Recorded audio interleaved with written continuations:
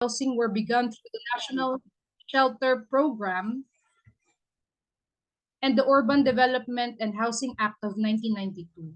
Instead of public housing, the NSP in Udha were creating housing market which includes socialized housing units for low-income families. The housing units are sold through monthly amortization at prices beyond the means of wage earners and other low-income beneficiaries. Failure to pay for 3 consecutive months means automatic eviction. Thus, there are 4.5 million homeless in the country, including at least 250,000 children. Over 3 million of the homeless are in Metro Manila. Despite this, a new housing program in the same frame and objective set by UDHA is now being pursued. This was defined as the flagship program of President Ferdinand Marcos Jr., the son and namesake of former dictator. In the face of this, the housing rights movement in the Philippines is demanding the repeal of UDHA for the enactment of a new public housing law and housing program. In line with this and in our objective of building international solidarity of right to housing movements, this online webinar forum was organized and being hosted by LUPA-Pilipinas, an urban poor federation and lead organization of the tri-sectoral campaign on the right to adequate housing in the Philippines, on the eve of World Habitat Day. Guest speakers are from the European Action Coalition, London Renters Union, Sindicato de Lugateres,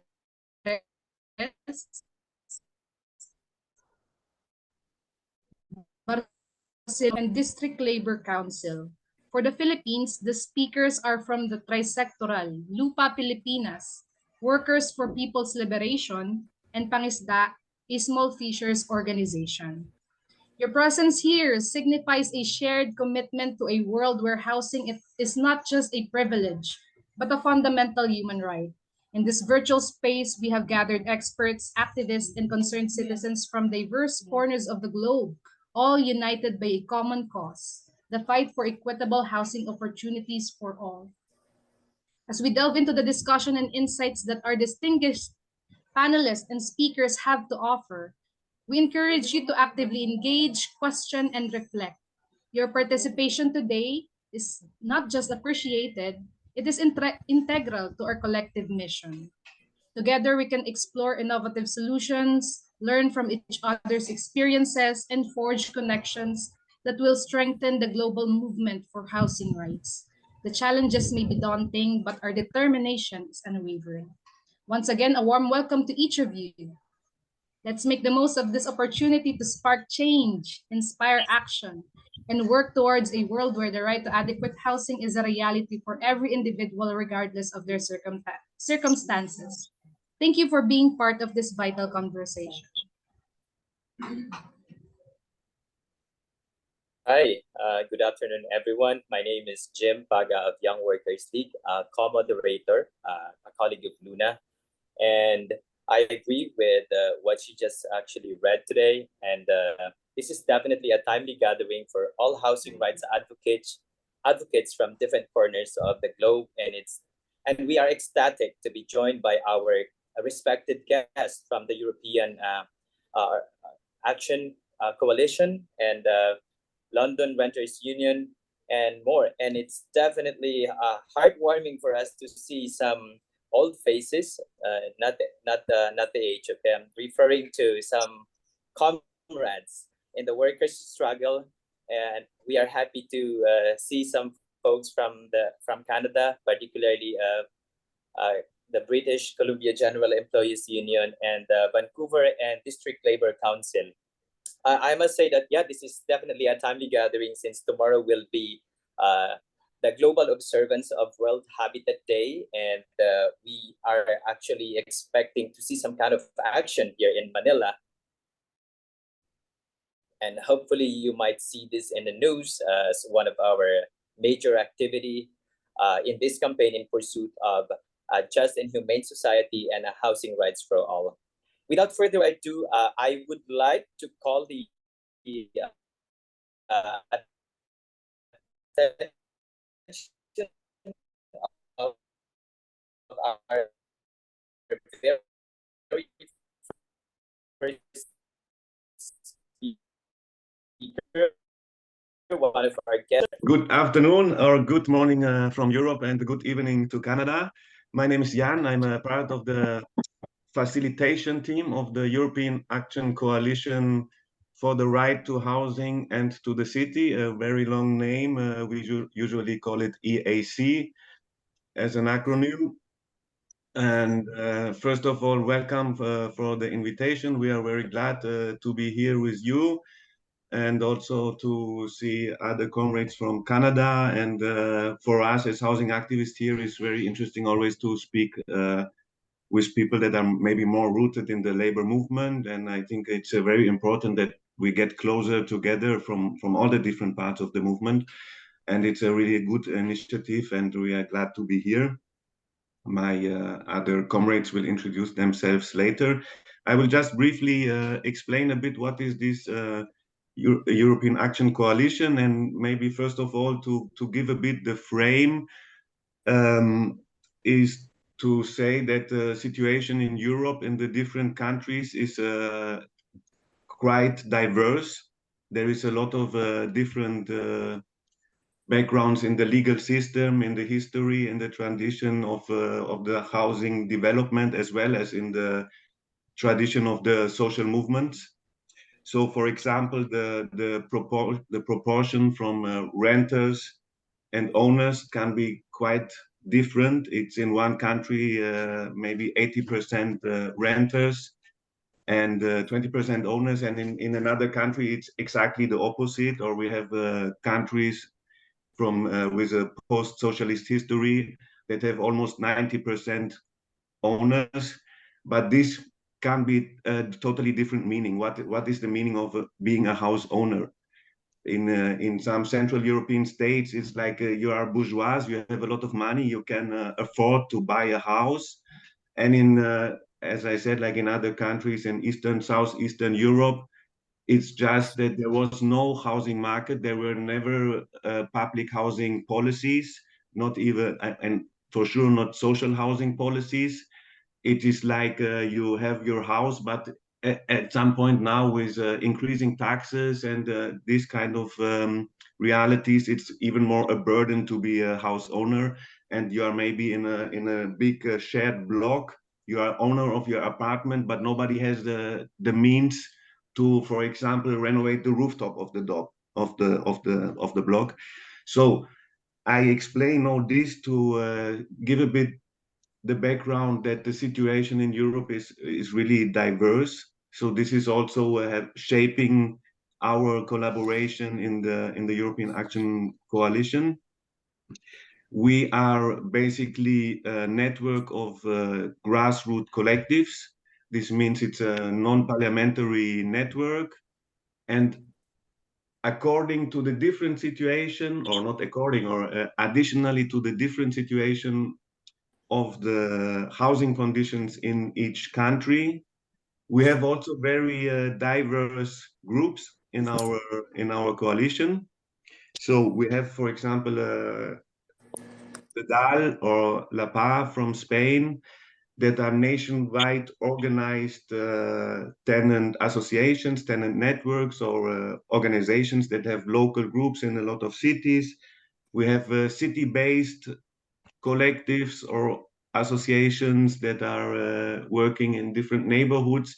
We have also, like, from different cities, small groups that focus on specific topics. Like we have and had before more groups that mainly try to resist evictions. So they have like a really target focus. And we have, for example, from the big tradition of these social movements, more small collectives that are maybe more independent researchers, and but also like going to the streets and organize the struggles against the victims in the neighborhoods as part of their political ideas. We have the most radical part of our coalition is an anarchist squad from Poland. So the range is quite wide, and this for us, I think it's the other side. It's also a bit a disadvantage in the way, like.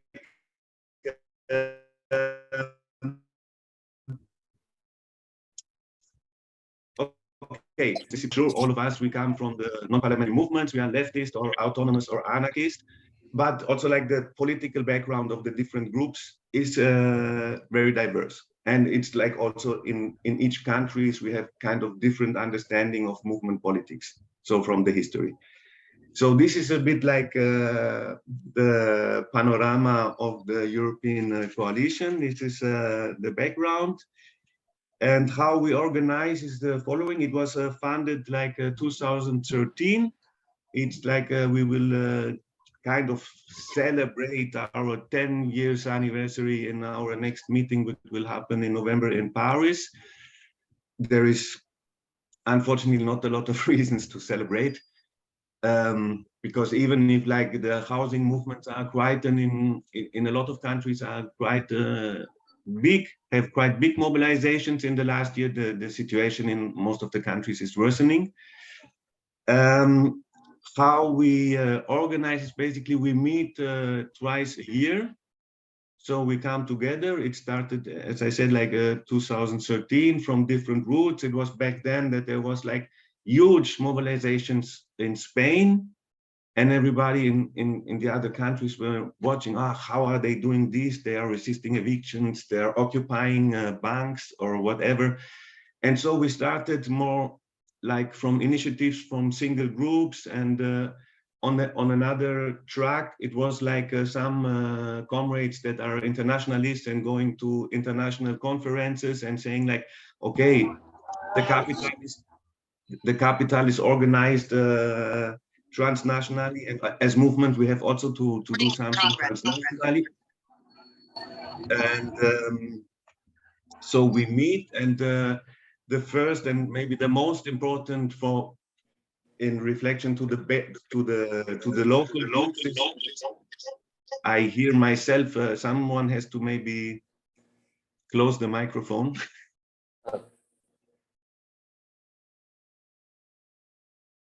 Oh, wait. It's okay now. Not my microphone.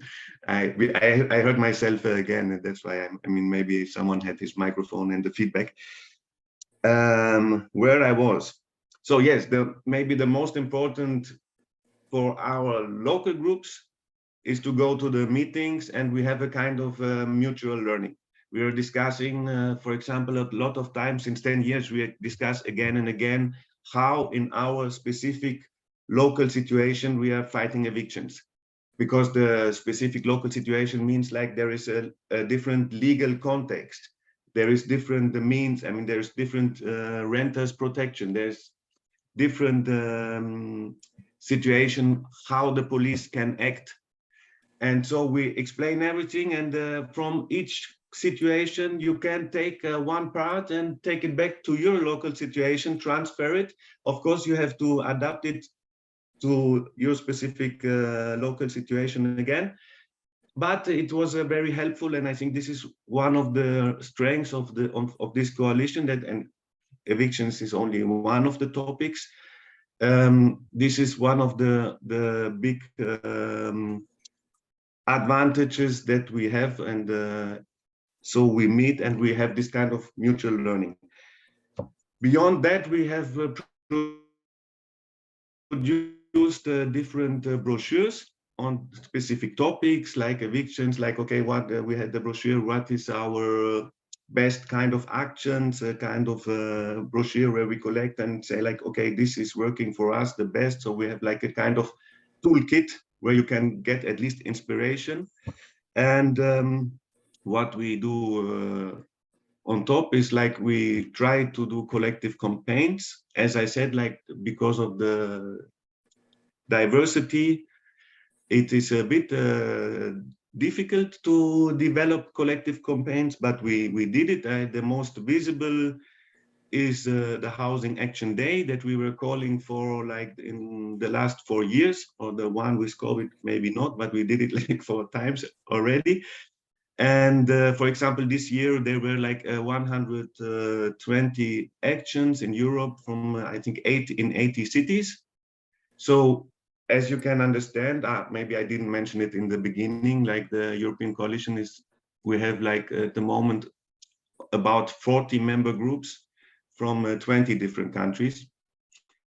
And as you can understand, it's like we initiated this call, but we have a lot of response from other groups that are not even part of this European coalition. And the last time we had even some actions in the Philippines and some solidarity actions. And this is how we get in contact, as far as I understand. And so this is like we call for this Housing Action Day in the end of March. The history is that in the end of March in 3 or 4 countries, there is a winter moratorium for evictions, which is ending in the end of March. And so there was a tradition to mobilize to say that evictions are not acceptable all the year. And it's not only in the winter. If you kick people to the streets, it's not acceptable. And so we started, the frame is quite like we call for actions, and everybody's doing a bit like, I mean, we don't have a specific way of actions. You can do your action that is needed in your context. That is the actual, maybe most urgent thing that you have to discuss. And yes, this is what we develop and which was growing a lot in the last years. I mean, the need is there to see that there is a European context and that we are struggling even from different perspectives, but we are facing the same problems. So this is the one campaign. Our second topic, at least for the next year, and we started it this year, and this was also a starting point 10 years ago, is to attack the MIPIM. The MIPIM is the biggest real estate fair in the world. It's happening in Cannes, in France. And there is the point where in our website, you can find a very nice webinar where a researcher is explaining all this MIPIM.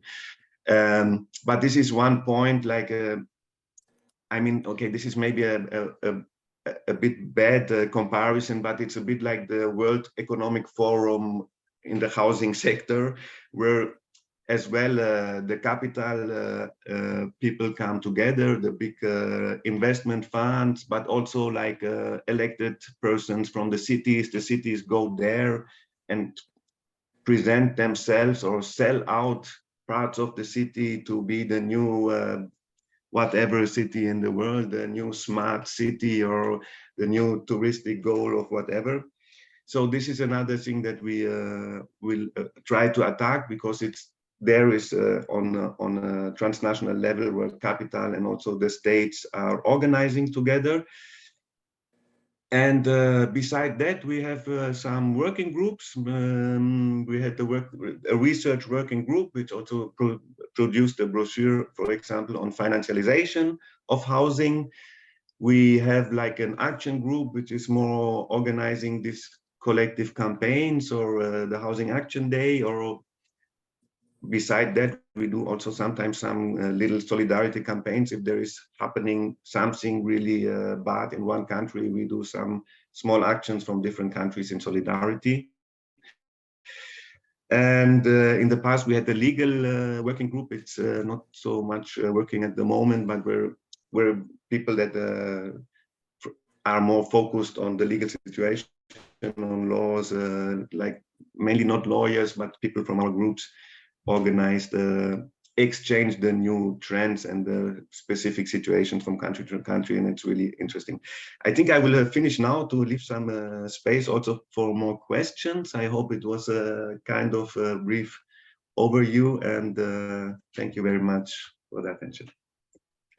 Thank you so much, Chad. Yes, that was indeed very insightful sharing, and I guess we can pick up a lot from what you just shared today. And of course, we are expecting that we might be able to hear more of this in our upcoming sharing, not only for today's event, but maybe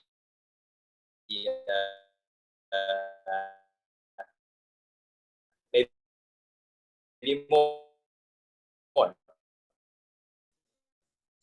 Reserve spot of the program when we will be where we will be entertaining questions from colleagues. So, who's our next speaker now? I think a colleague of Yan from the European Action Coalition. And please, just a reminder, we will try to compress this program by allotting at least 10 minutes for the succeeding speakers. So if we could also try to give more time to others, that would be nice. So the next speaker will be from European Action Coalition as well. Jan, can you? It's Stella from Ledal, from France. Awesome. Yes. Hi, Stella. It's your turn. Let's welcome Stella. Hello, everybody. So it's Stella from Droit au Logement. Droit au Logement means right to housing in French.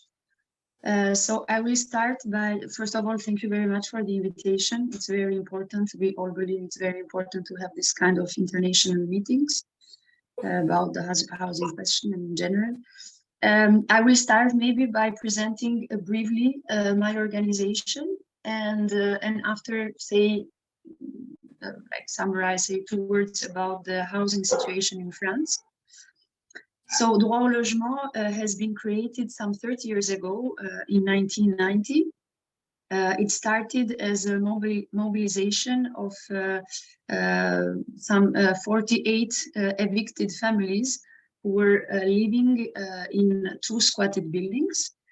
So they have been evicted, and after that they camped. They did the camping outside in the public space for 4 months, and after that they squatted a new building, and this is the beginning of the Droit au Logement. And after this very long action, the 48 families who were squatting, they got some propositions from the French government, some propositions of housing. So everybody had a house at the end. So it was kind of a victorious mobilization. And from that time on, DAL has been organized in that way, which means that it's organized mostly with people, with homeless people who don't have houses, evicted, families.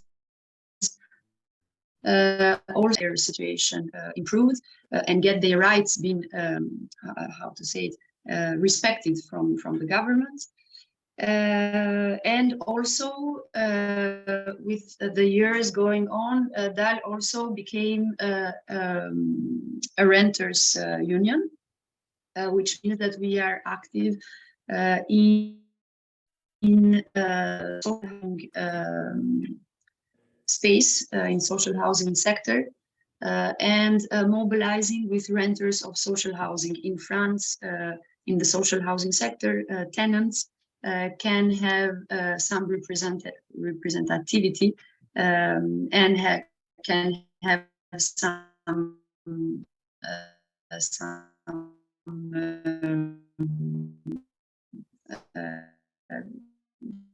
they can have some precise topics. So we are also working mobilizing as a union, renters union. So basically, DAL is organizing collective action with all these kind of people having housing problems, and it can be squatting of empty buildings. In France, we have now kind of 3 million empty buildings.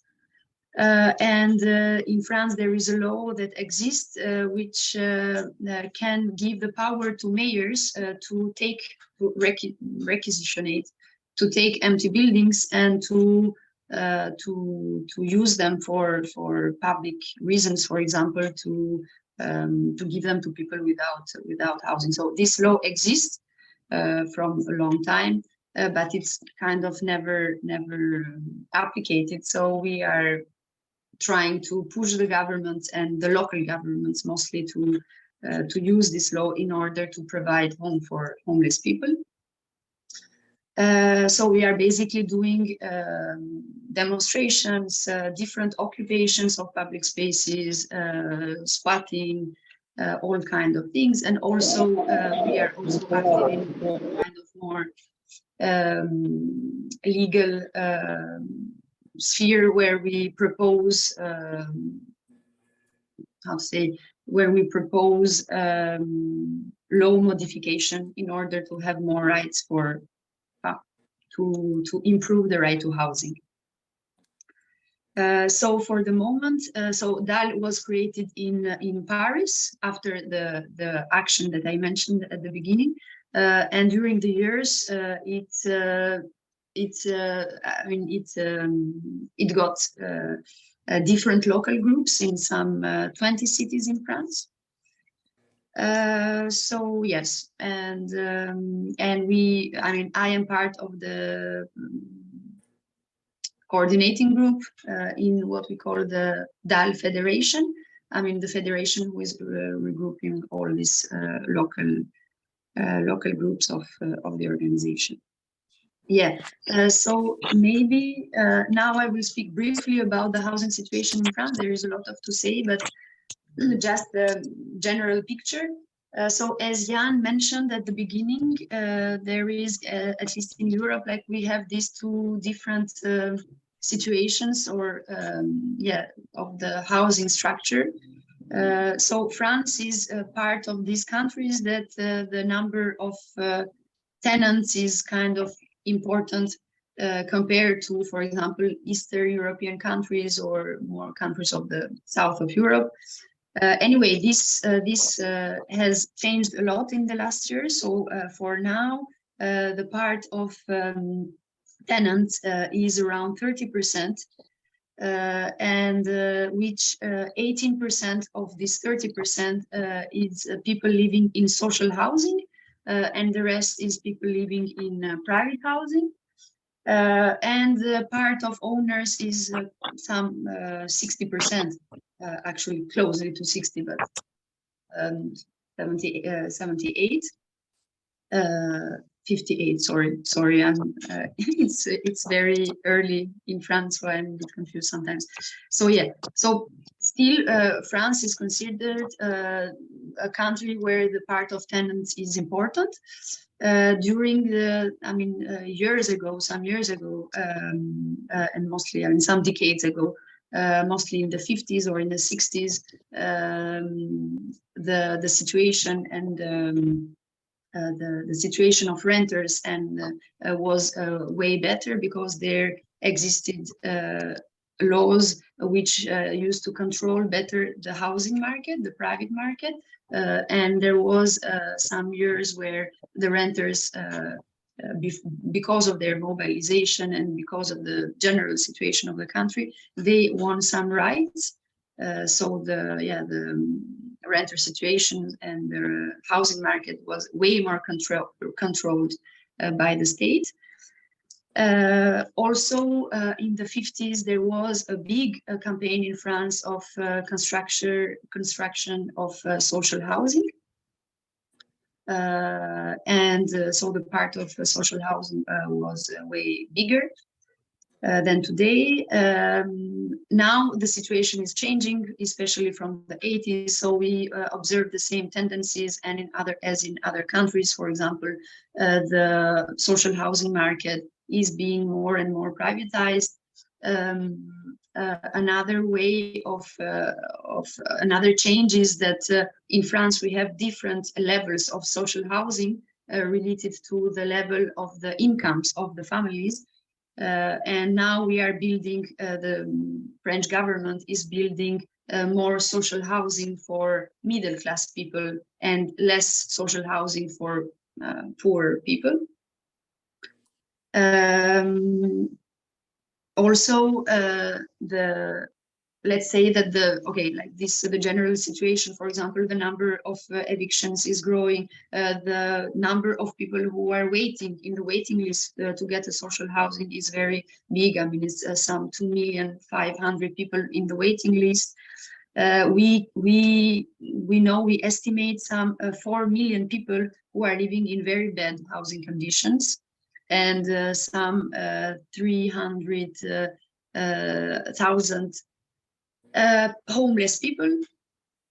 In the last years, what is also very problematic is that, as I said, compared to before, the state is not at all willing to regulate the housing market anymore, even though there have been some victories. Let's say, for example, in some important cities of France, we have mobilization of people have made it possible that governments impose rent controls.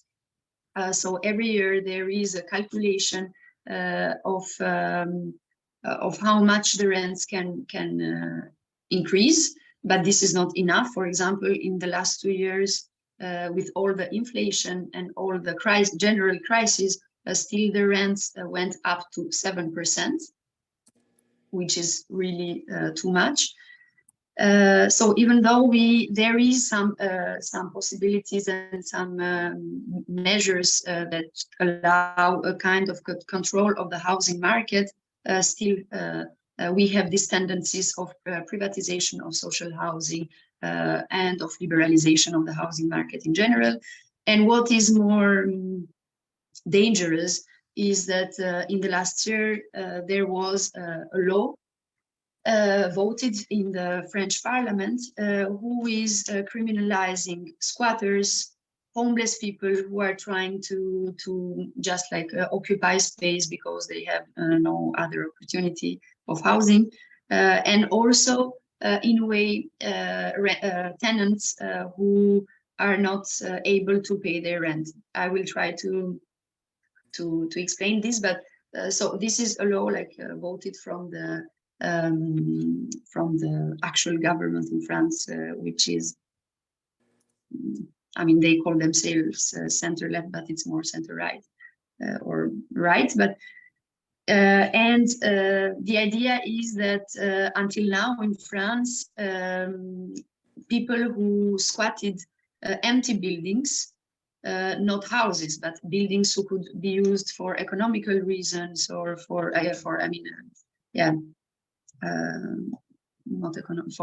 commerce or other kind of empty buildings, they could be squatted. For sure, there was a eviction procedure after that, but it took a lot of time. I mean, once you show that you are staying in a place, it takes a lot of time from the government to go to the end of the eviction procedure, which was kind of a good thing, because that allowed people to occupy buildings for some time, for at least 2 years, for example. From now on, this is not possible anymore, and occupying even empty buildings, it will be criminalized with 3 years of imprisonment and some 40,000 euros. At the first version of this law, and we are afraid that this will go, I mean, this will be also voted, in the next years, maybe. The proposition was to criminalize also tenants who could not pay their rent anymore, and they got an eviction judgment, and they stayed in their houses because they didn't have an opportunity to go somewhere else. So even for these people, but lost their house because they had housing, like a rent debt, they could also be criminalized. For the moment, this last part of the law, criminalizing renters who can't pay their rent anymore, has not been voted. So we are happy about that, and we think that the mobilization in France made it possible. but this shows the general tendency of the housing market, but also governments who are not at all willing to improve the situation of the people and to improve the housing as a right, but just to protect the market and just to protect the interest of the private sector. So this is the situation today. I don't know, I tried to give a kind of a panorama, but for sure it wasn't complete. So maybe if you have questions, yeah, it could be, yeah, we could continue discussing about that. Thank you. Thank you very much, Stella. And wow, I mean, that's a tough situation, I must say. I can't believe what I just heard. Though we share something in common, I just can't believe that being unable to pay for your rent can become a criminal case now in France. And that's so unbecoming of a French, if with respect, right? I mean, France is known for equality, liberty, and all of a sudden we're turning into, I mean, the French communities are being turned into more of a source of profit for big corporations. Well, I guess, yeah, it's definitely a challenge. All the more that I guess we should strengthen our resolve and find a common ground and find ways on how we can work together in this common cause. And I guess we would like to discuss more of that and maybe ask you a couple of questions later on how you guys are dealing with such situations now at the latter part of this program. So I guess I should give the opportunity to our next speaker to share. Before that, oh yeah, go ahead, Luna. We would like to thank European Action Coalition. Your insights, experiences, and the stories you shared have not only enlightened us, but have also served as a powerful reminder of the importance of advocating for the right to housing. Your tireless efforts in organizing and championing the interests of those in need of adequate housing are truly commendable. We now turn our attention to the second part of our program, where we will delve into the housing situation in Canada. This part of our discussion is pretty exciting as it gives us a glimpse into a region dealing with its unique housing challenges and some creative solutions in the world of housing rights. Before that, let us share with you a brief video presentation for our Mobilization for World Habitat Day. It highlights people's action and initiatives during our 15 days of national action for housing rights.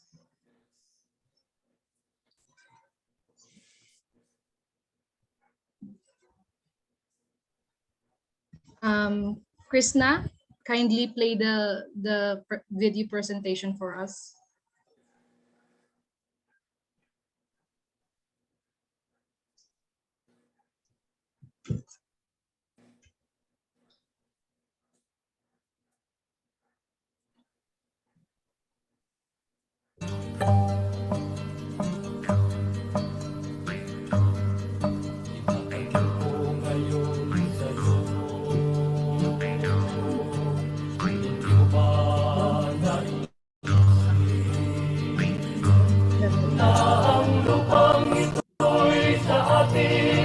Hindi sa lalong mayroon dapat bawiin. Ang lupang ko'y sa akin, sa'yo at sa kanya, kay Pedro Maria, kay Juan at Jose.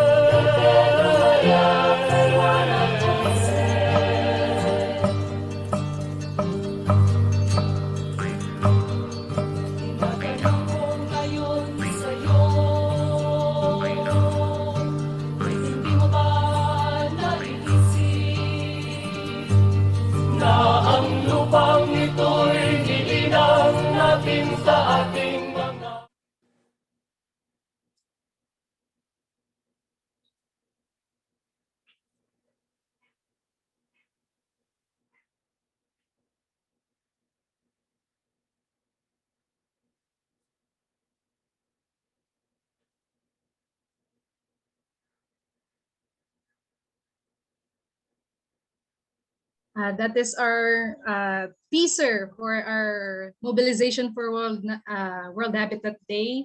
Our call is for housing to be a public service instead of business.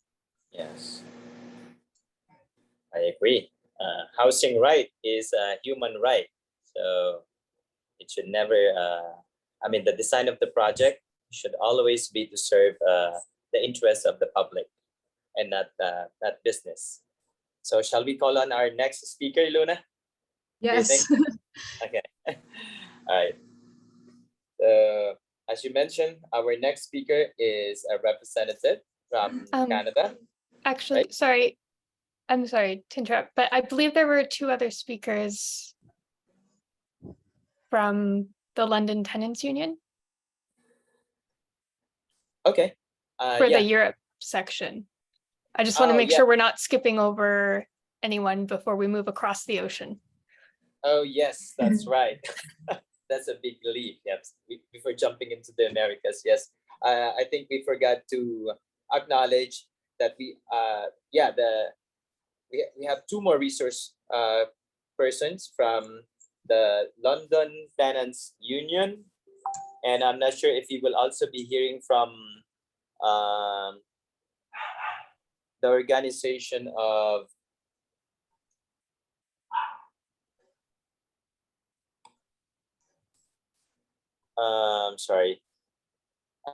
Sindicato de Logateres from Barcelona, Spain. But while confirming if there will be a representative for Barcelona, maybe call on the resource person from the London Renters Union. Yes, hello. Hi. My name is Matt, and I'm an organizer with the London Renters Union. So I thought I could start by explaining a bit about the general situation in the UK and London specifically, and then explain a bit about what we do in the Renters Union. So in England, after the Second World War, there had been a lot of building of new council houses. There had been a lot of work done to put in protections for the renters that are in the private renting sector.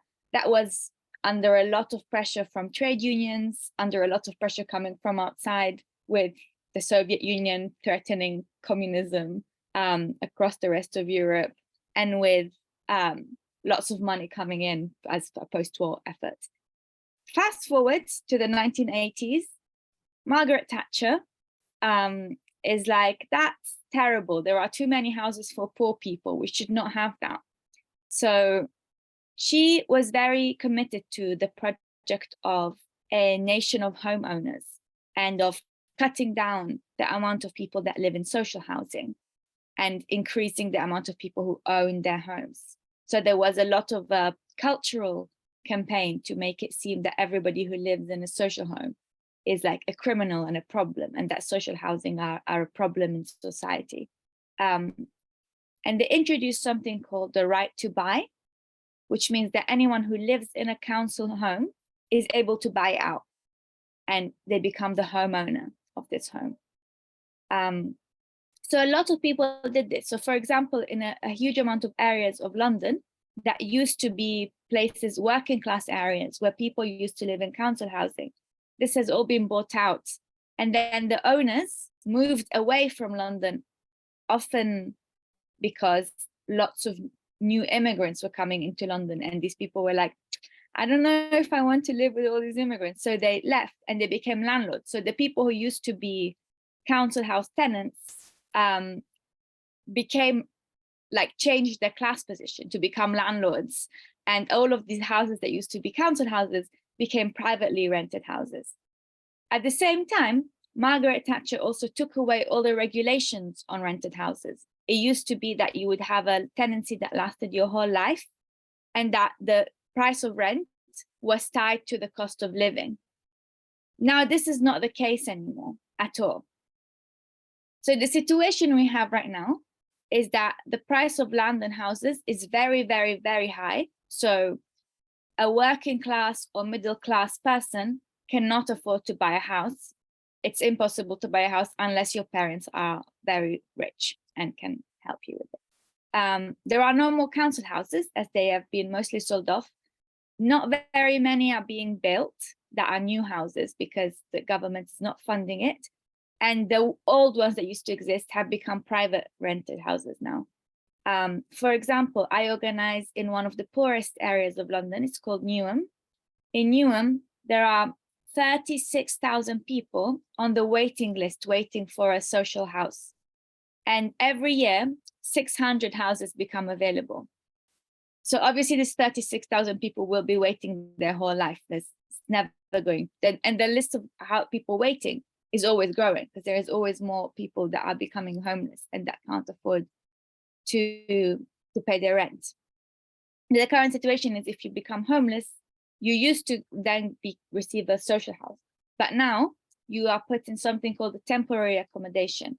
That is a privately owned house that is not subject to any of the health and safety standards of anything else, any other kind of house, and where you will probably live for 20 years before being moved to another private rented house that is apparently not temporary. So social housing, not really accessible, disappearing.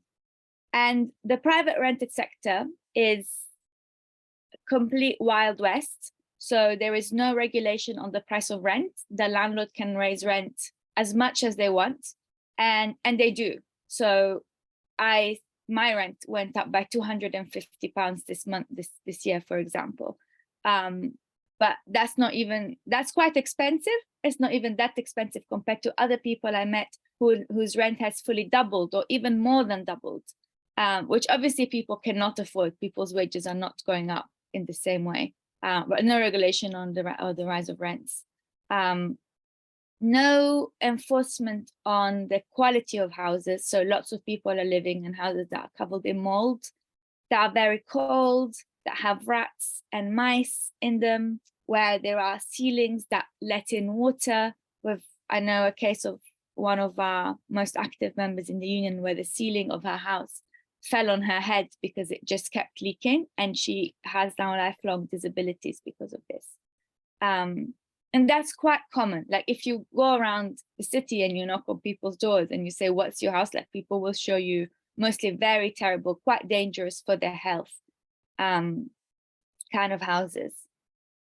And also landlords can evict you for no reason. So the landlord does not need to give a reason to evict the tenant. They can just evict you because they want to, which obviously makes it very difficult to organize, because if someone says, hey, my ceiling is going to fall on my head and it's covered in mold, the landlord can say, oh, thanks for letting me know, I'm going to evict you. So this is a very difficult situation right now in the UK, where for a working class person, it's very hard to be able to keep a roof over your head, and you just have to constantly keep working and working and working just to be able to pay your rent for a terrible house. Which is why we started the renters union. So the things we do in the renters union is we are fighting for a livable rented sector, including temporary housing. So we fight for stopping evictions that are no fault evictions for no reason. We fight for safe homes, so for action to be taken on landlords that just rent out homes that are making people sick. We fight for rent control, so a limit to be put on how much rents can rise. And we do this through direct action. We do this through training up the people who are most affected by the housing crisis to be able to negotiate with politicians, negotiate with power holders. And we've had some successes with this. During the pandemic, we won an eviction ban where all evictions were legally banned during COVID-19 pandemic. We won a commitment from the government to stop no-fault evictions. This is still going through Parliament at the moment. Unfortunately, there are lots of landlords in Parliament, so it's going quite slowly, but the law is trying to be passed. Let's see. In the long term, we fight for publicly owned housing that communities own themselves and run for ourselves.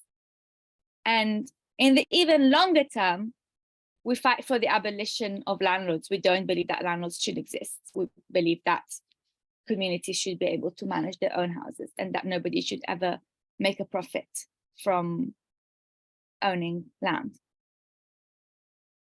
So the way that we organize around these issues is through a very broad-based community organizing method. So we started in 2018, 5 years ago now. We started by going into Newham, that's where I live, which is one of the poorest areas of London, one of the most diverse areas of London, where more than half of the people who live in Newham don't speak English, for example. And we started by just knocking on lots of doors. So we're a very street-based union. We spend a lot of time knocking on doors, being on the streets, going to food banks, going to churches, going to mosques, and talking to lots and lots of people, and then bringing people into very local community meetings where people can share their problems, start thinking about the problems that we have in common, and start thinking about ways of taking action around that.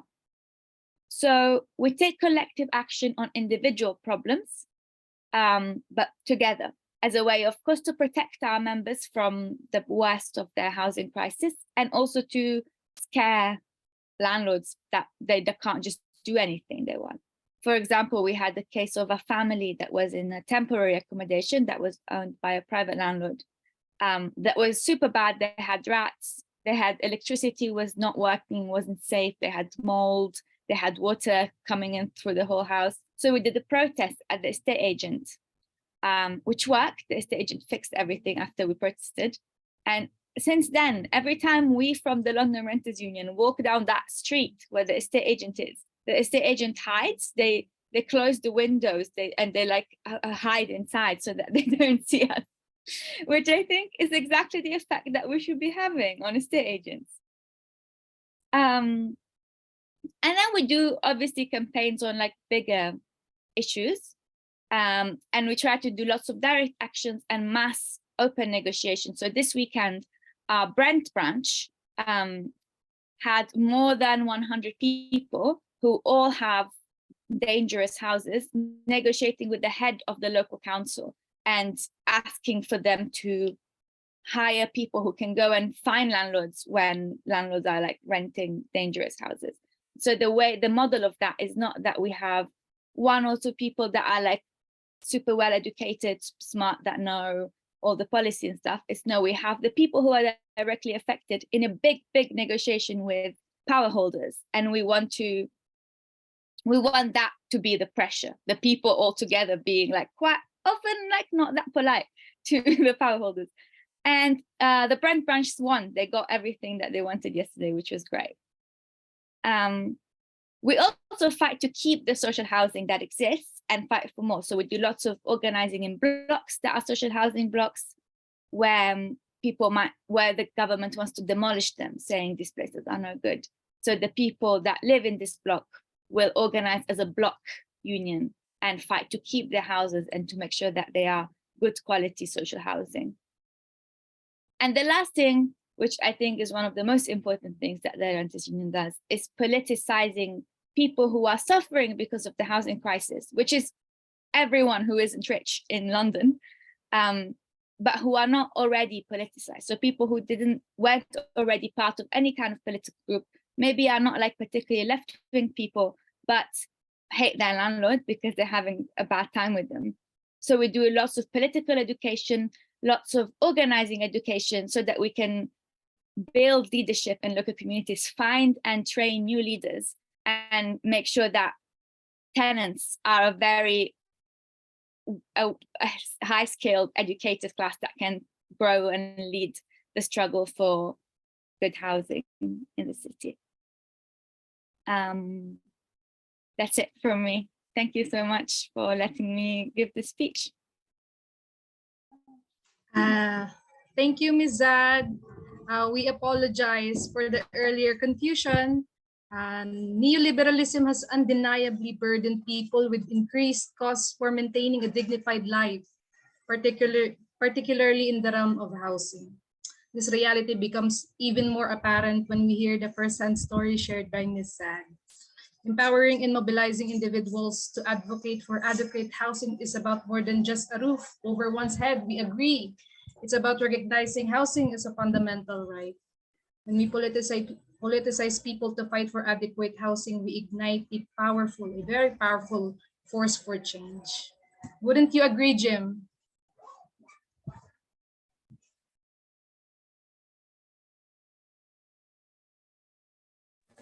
Oh, sorry, I didn't realize I'm on mute. Yeah, I completely agree with what you just said. It is definitely inspiring to hear different stories, different challenges, but it is more inspiring to hear that regardless of the difficulties, nobody is giving up. Everyone is actually giving their best in order to make a better future for everyone. So I guess we would like to hear more of this from another speaker. And correct me if I'm wrong, this speaker is from Sindicato de Logateras from Barcelona. Yes, yes. All right. Hi. I think that's Marie. Yeah, it's your turn. Go ahead, please.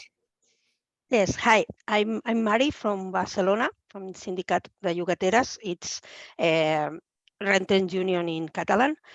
I'll try to be quick with the situation in Barcelona and Spain, because I also want to talk a bit about how we work and everything. So I try to be a bit summarizing. History-wise, in Spain, up until the mid 20th century, it was very common to be a renter. There was a lot of renting, but after civil war and Franco, the dictatorship, they wanted to turn the citizenship from workers and renters to owners, because when people own, people believe they are middle class, so they don't fight for the rights the same as, it's a bit like Thatcher in London, but a bit earlier. And after that, they built a lot of housing that was built in public land. But the thing in Spain is that since Franco to today, a lot of public building has been made. They have built with public money in public land, a lot of buildings, not only for renting, but also for buying. But in 10, 15 years since the moment they are put in the market as public housing, they turn into private. So we constantly lose public housing to the point that we only have a 2% or even less than 2% public housing in all Spain. It's of course in the cities it's a bit more, but maybe 3%, and in other parts, but just a 2% of public housing in a country of 46 million people, it's very, very little. Also, in the last 15 years, 20 years, the prices in the market has gone up. They have skyrocketed. I think this is the same in everywhere, not only in rent, but also in buying. So more and more people are expelled from the cities, and especially in Barcelona, the cities turn into a city for tourists and a city for expats. That, of course, it's not the same as immigrants.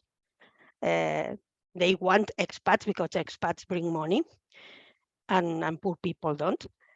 But that's what we are fighting for, not only for the right of housing, that it's very important, but for the right of living in our cities.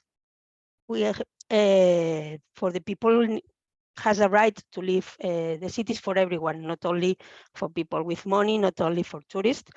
And this is one of the things the Sindicat de Llogateres has very a focus in to defend our right for living in our cities, for staying in our places, in our homes, in our neighborhoods. The neighborhood is a very important thing for us. And for the laws and the repression, it's true that last May, the Spanish government presented a new housing law. They said it was very good, very good. It will put an end to higher rents. It will do a lot of good things. It's not true. We call that. We said it wouldn't do anything. But not only that they are not applying it completely. They said, to apply the law completely, every region has to present a series of documentation. Catalonia, the region we are in, was the first to complete all those homework and present all the documentation the Spanish government demanded. And the Spanish government then said, well, we'll look into it and we'll see. So we are still waiting for them to apply this rent control that will not lower the prices, but at least don't allow them to grow, because now in Barcelona we are the cheapest renting. It's now around 900 euros. And that's taking into account and the lower income, it's 1,000. It's very difficult to find an affordable house in Spain, in Barcelona. That for the situation. We also have the thing that the social imaginary,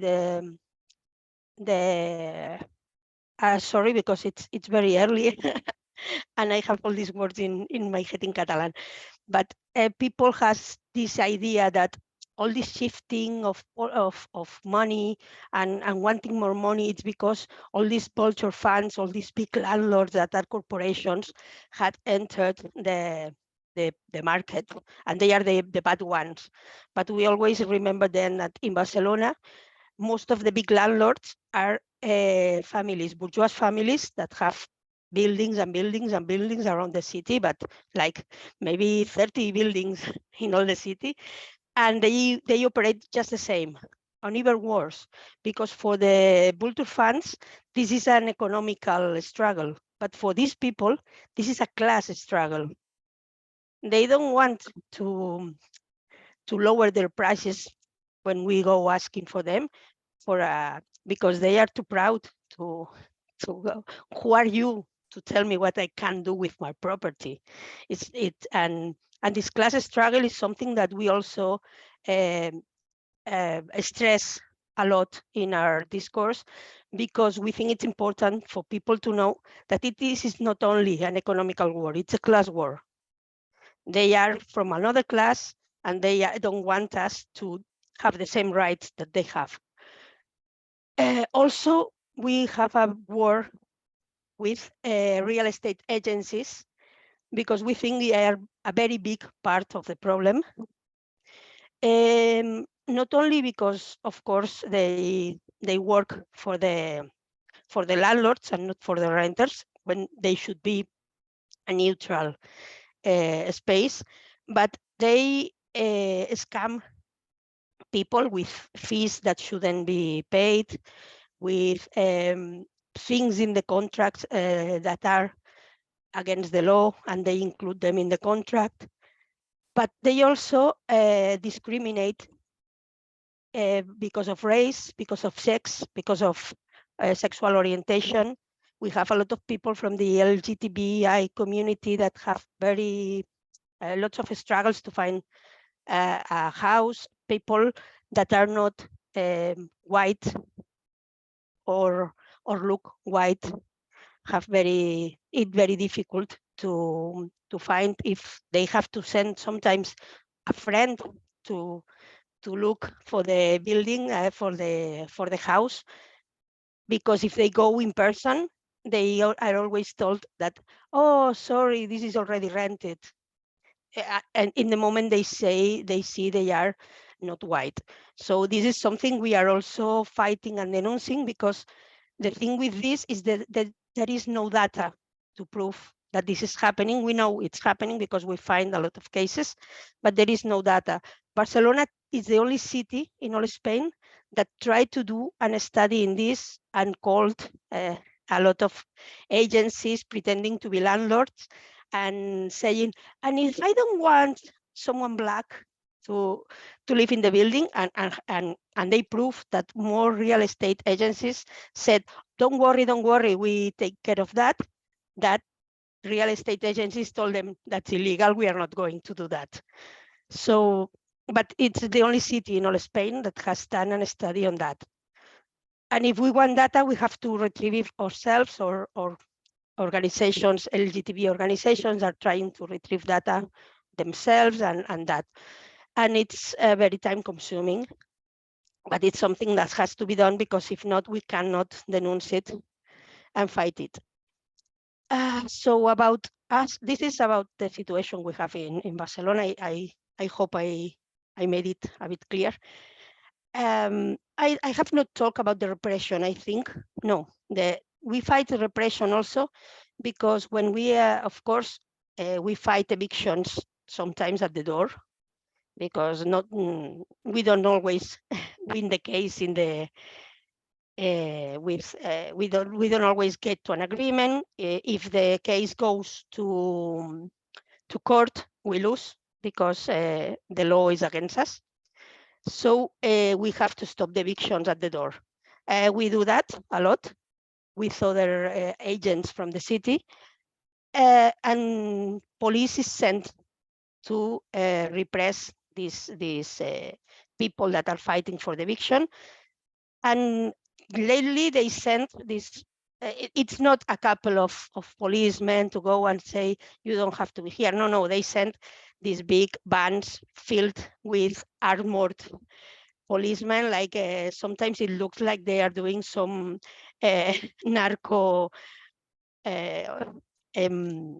fight or something, because it's very heavy. It's well, it's a war. They send their armored police to fight the people in the streets.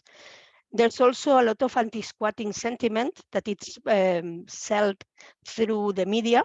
The media is constantly talking about squatting like it's a big problem, when it's in fact there's a 2% of housing invading, that's not squatting. Housing invading includes robbing. So there's only a 2% chance of your house being invaded by someone else. So imagine the chance of your house being squatted. And this is a very difficult thing, because when we have been called the sindicato de ocupas. So, and also there's this law in Spain that we call the la ley mordaza, the law, I don't know the word in English now, but it's like the no speaking law, because it's a law that allows policemen to have the last word when they retain you. The police doesn't have to prove why they have retained you. They can say, this person hit me while they were at the door, they hit me, and they retain you because of that. And that also, it's always there's always a fine if they want to.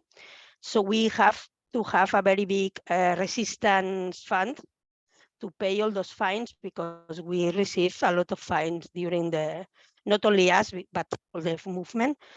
And that's also very hard, because we are fighting for this law to be put down, but not even the most progressive government we've had in ages in Spain has retired this law, so not so progressive. And we also have a group of nazis, because they are nazis, called Desocupa, that they operate illegally, but landlords can pay them for taking people out. They are very big guys with their Nazi tattoos and everything, that go to the buildings to put pressure on the people, and they have even violently tried to evict people illegally. That's totally illegal, but they exist, and it's very worrying also that there is people paying them for do this when it's we are talking about families with children, old people that can't afford to move anywhere else. And so, and if I have time, I will do a bit of who we are and what we do. The syndicate was born 6 years ago because we realized a PA already existed. The PA is the Plataforma of Afectados por la Hipoteca. It's people that it's affected by mortgage, and it's going to be a big TED, and they made this big platform that help people fight for their home, to stay and to get a good deal with the bank and everything. But we realized that this was working for mortgages, and it was very important, but we didn't have anything similar for renting. And with all these people expelled from the buying market, if people wanted to go living anywhere, they will go to the renting market. And of course, the renting market would go up in prices. So this was going to be needed, and the syndicate was created. And when the problem was not as hard as it is now. We are an totally horizontal organization of volunteers and affiliates. We have 3,000 affiliates right now, a bit more, but more or less 3,000. And everybody works the time they have and in the capacities they can. Of course, not the 3,000 are activists, but we have with 3,000 affiliates, we have a very big, heavy activist core. And we organize around renters, of course. And our biggest way of working is we have this weekly assembly with everybody that has a problem, has to come to the assembly, talk about their problem. We take turns, and it's very organized, but everybody talks about their problem. It's very similar to what Sat said about the London Renter Union.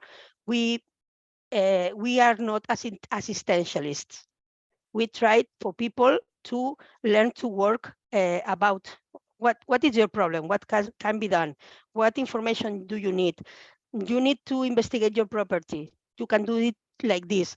You need to this paper. You can, of course, if the person asks for help, one volunteer always goes with them to the court or to wherever they have to go to get the papers. But we try that the person that has the problem is the one that fights for the problem, because it's one thing. Everybody in this capitalist situations, we are taught that we cannot do anything against these giant powers. And we always, when we have one of these problems, the thing you have is you cover and you want someone that knows more to help you. But if we teach people that, no, you can do this, you can stand up for yourself, you can fight them, we will be all, the 3,000 people in the organization is with you. You are not alone, but you can do this. And this is very powerful. We've seen people coming in the first assembly in tears, anxiety, fear, and in 4-6 assemblies, they are telling other people, no, you have to go and tell them this and tell them that. And that's very, very beautiful. It is something we are very proud of people when someone gets this power for themselves. It's very nice. And this is and inside this assembly, we have our biggest campaign that is called Enskadem, We Stay. And that means that you stay at your home. Only a judge can expel you from your home. So you stay. If we, as I say, if we lose, we have to stop it at the door, but that's very difficult to win in the end. But our goal is always to find common grounds with the property to make a new contract, to help people stay, sometimes through just talking, that's the trick. And sometimes, like Sat say, we also have to make actions like visiting real estate agencies, knocking on doors. Door-to-door campaign is also something we do when we realize in a building, someone comes from one building and they have a problem, and we look into the property and see that all the building is from one person. We knock all the doors, because if one renter has a problem, probably means all the renters will have the problem. So we organize for blocks. We also organize by property when these are these big properties I talked about, people that have 30 buildings. We've done that, and it was a very big win. We found one owner that had a lot of buildings all around Barcelona. We organized a door-to-door in one weekend. We knocked over 100 doors, and we made the biggest assembly we've ever had.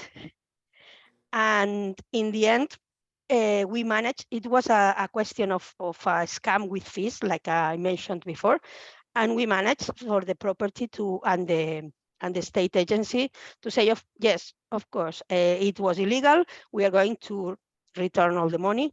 We are now in the part that we are going to be vigilant that they do. But it was a very big win just at the end of summer. So we went on holidays with this big boost. And well, there's a lot of things I could explain, but I think my time it's over. So if you then have any question, I will be open to answer them.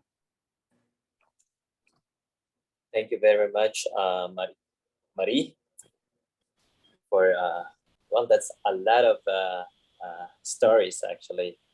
And indeed, I agree. The struggle for right to adequate housing is a class struggle between the property class and the property-less classes. And we are actually going to discuss similar experiences. But before we proceed any further, I think we have a little bit of presentation from our colleagues from Teatrong Bayan, if I'm not mistaken. Maybe we should try to watch and see if there's anything that we can relate out of this presentation.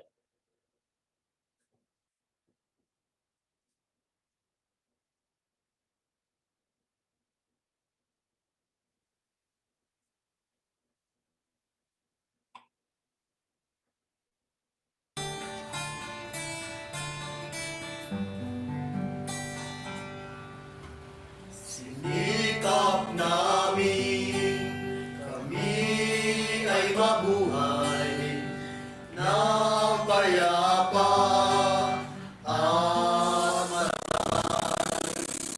maraming man kami, aming pinagpaguran, walang kapwang ninanakawan, walang kapwang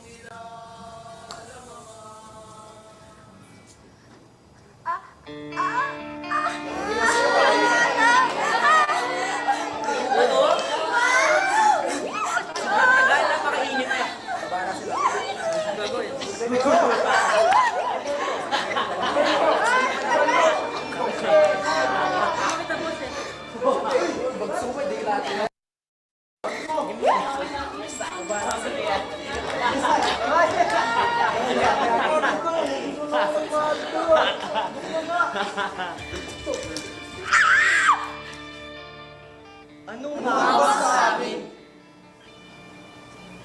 Kiwal, ng mga eskinita, at datig-datig, ng mga parong-parong at kubako. Pugad ng krimen, droga, at prostitusyon. Paktorya ng mga bata at sikretong kwarto para sa abortion.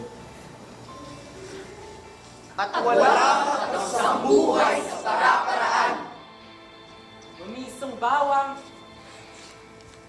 sibuyas, paminta, sa mumunting plastic para senti-senti mong kita. Chop-chop na repolyo! Bagyo! Sayote! Karot! Para sa chapsuy! Sinibak na talong! Uy, kalabasa! Sitaw! Okra, Para sa pinakbet, dininding, o inabraw. inihaw na Adidas, ayuni o Betamax. Ano mang pinagkakakitaan o pangtawid gutom sa maghapon. Wala kaming reklamo. Makakatulog din naman hindi Sa pagod, sa paraisong maraton, o sa ulan ng karton. Sa kamang simento.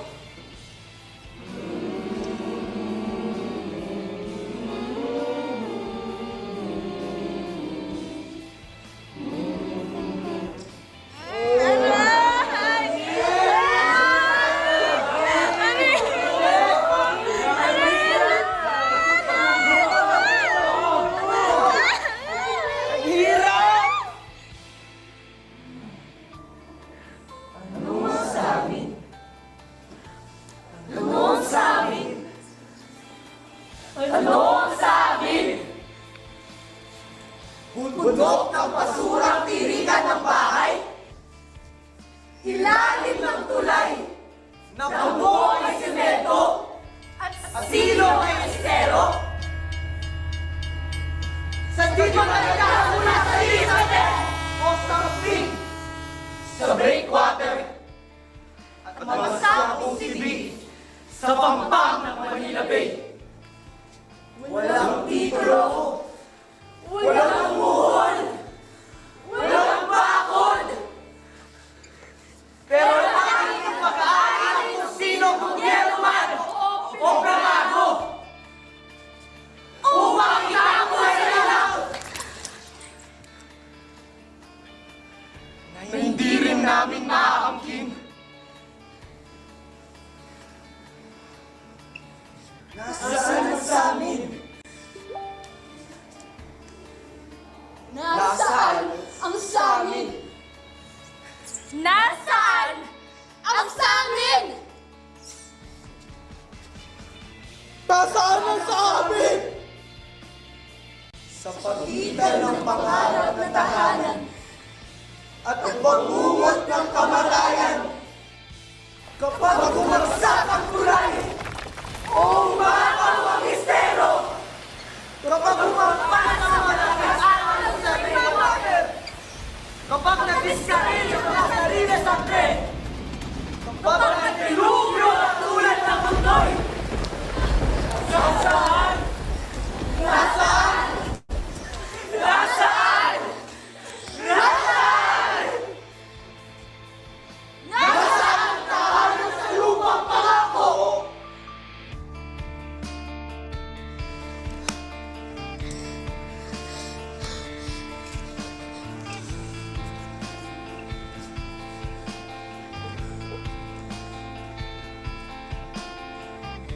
Nasaan ang tahanan sa lupang pangako? Sa pagitan ng pangarap At bangungot.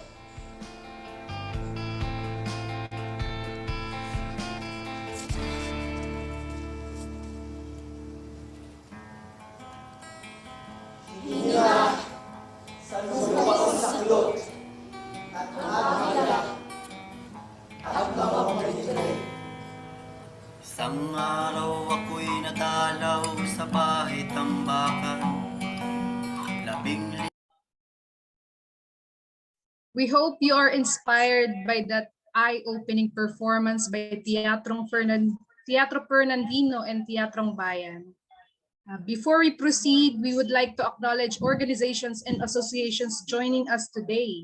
We have here with us Young Workers League, Unity of Women for Freedom or Kaisaka, Youth for Nationalism and Democracy, Workers for People's Liberation and PANGISDA Filipinas, and of course, Movement for National Democracy or Kilusan.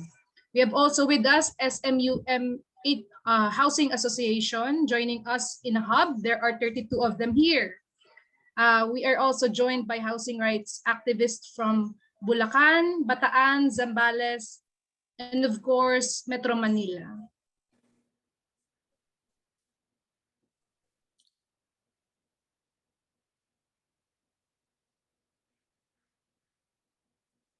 Thank you, Luna. I guess it's time to proceed to the next part of the program. Our next speaker will be our comrades in the struggle, our longtime friends from Canada. May we call on the resource person of BCGEU, British Columbia General Employees Union, Ms. Carrie Michaels. Right, thank you so much. Really great to be here, and excited to have a chance to discuss housing justice and the right to housing with all of you. I want to just start by acknowledging I'm coming here today from the occupied and stolen territories of the Musqueam, the Squamish, and Tsleil-Waututh peoples whose lands were never surrendered under any form of law. And I'm a settler and uninvited guest on these lands. And it's important, particularly in the discussion around housing and the right to housing, that here in Canada, we are in a situation where the land was stolen and occupied by outsiders. And that occupation continues to this day, and that Indigenous people from these lands have inherent right and title and sovereignty to live their lives the way they always have. And so, we try to root our struggle in the struggle for decolonization. It's probably no surprise to anyone here that the situation in Canada is not unlike what we've heard from folks in Europe. We as well had throughout the 1950s and 60s very tremendous investment and regulation from all levels of government in housing, and particularly in response to the post-World War II situation. The deregulation and disinvestment of housing by governments and public entities started around the 1980s with the rise of neoliberalism, and really looked at basically reshaping the entire system of housing and our housing market, which was generally recognizing, private ownership of housing, but also that housing is a public good, and that people should have access to housing, and that the state also maintained that housing and had mechanisms for maintenance. And so throughout the 80s and 90s, a lot of those regulations were undone. The state,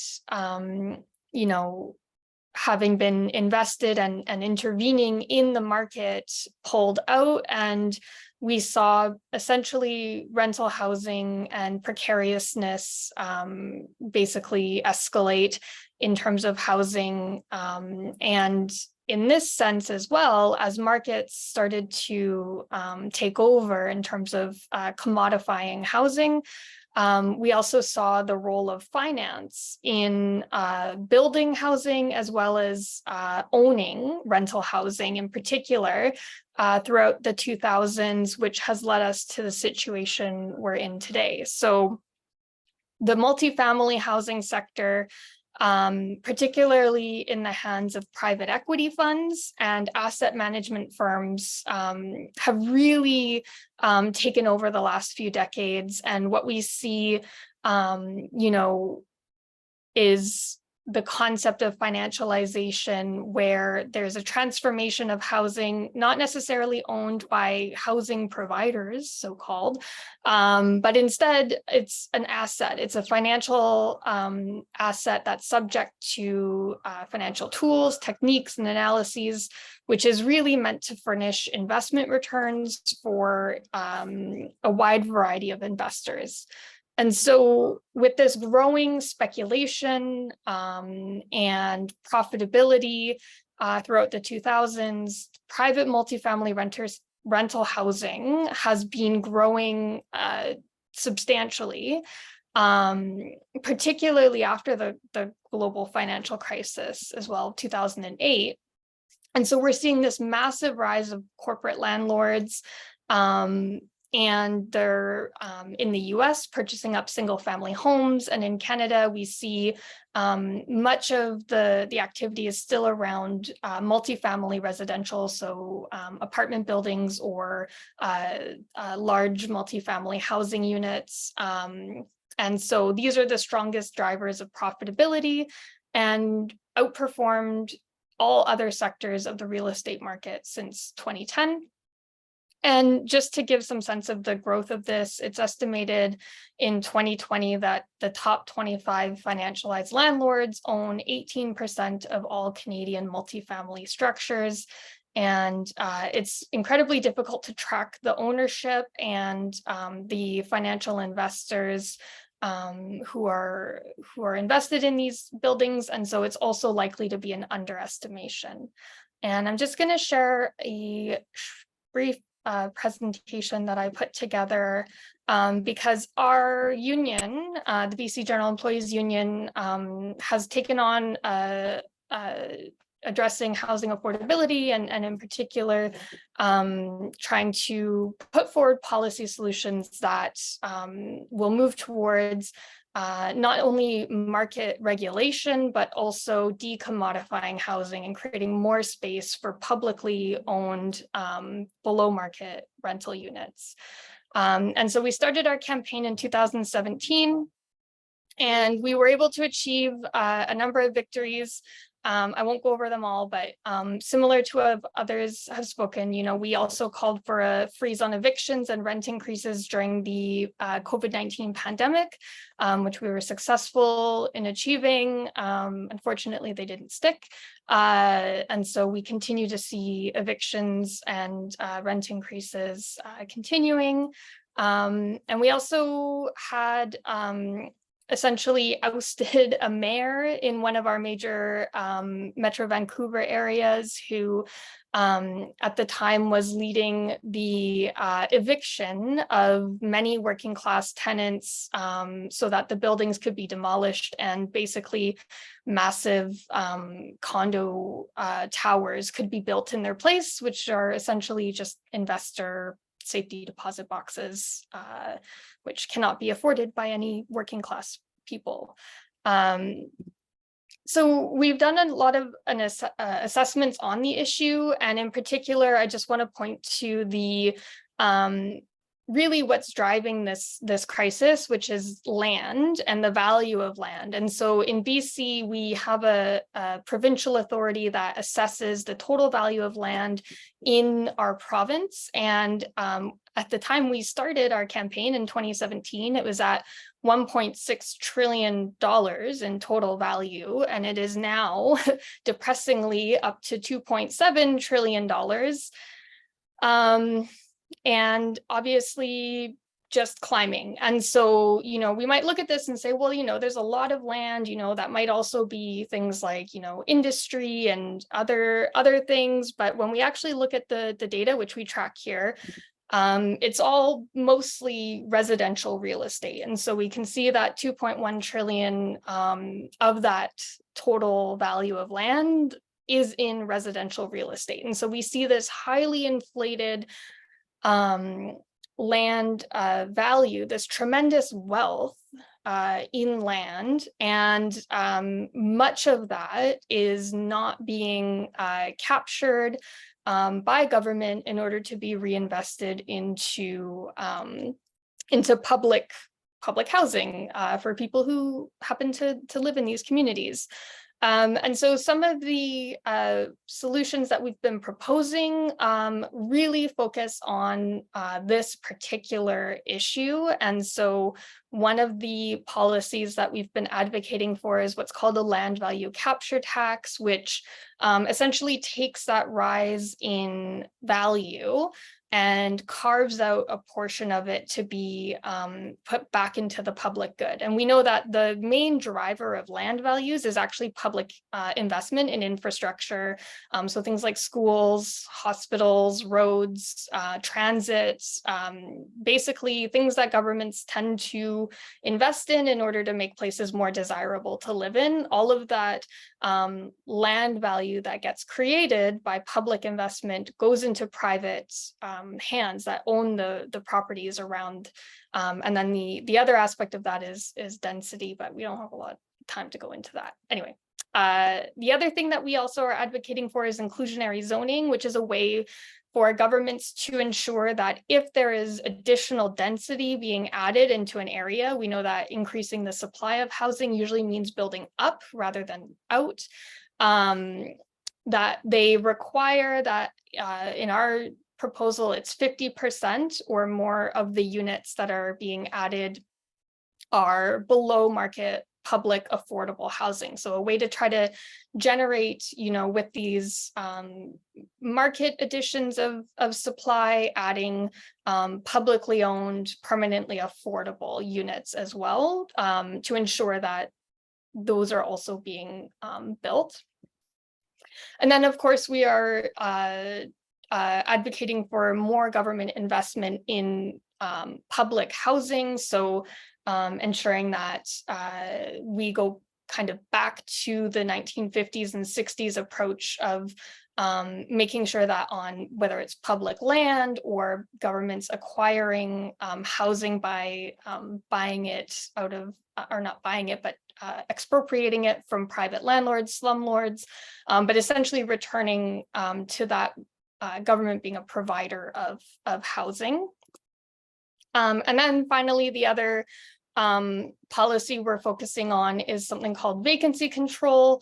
And we have in BC rent control, which is tied to the tenant. So if you live in a housing unit, your landlord can only increase your rent basically by whatever the government sets it at every year. So this next year it's set to 3.5%. This past year it was 2%.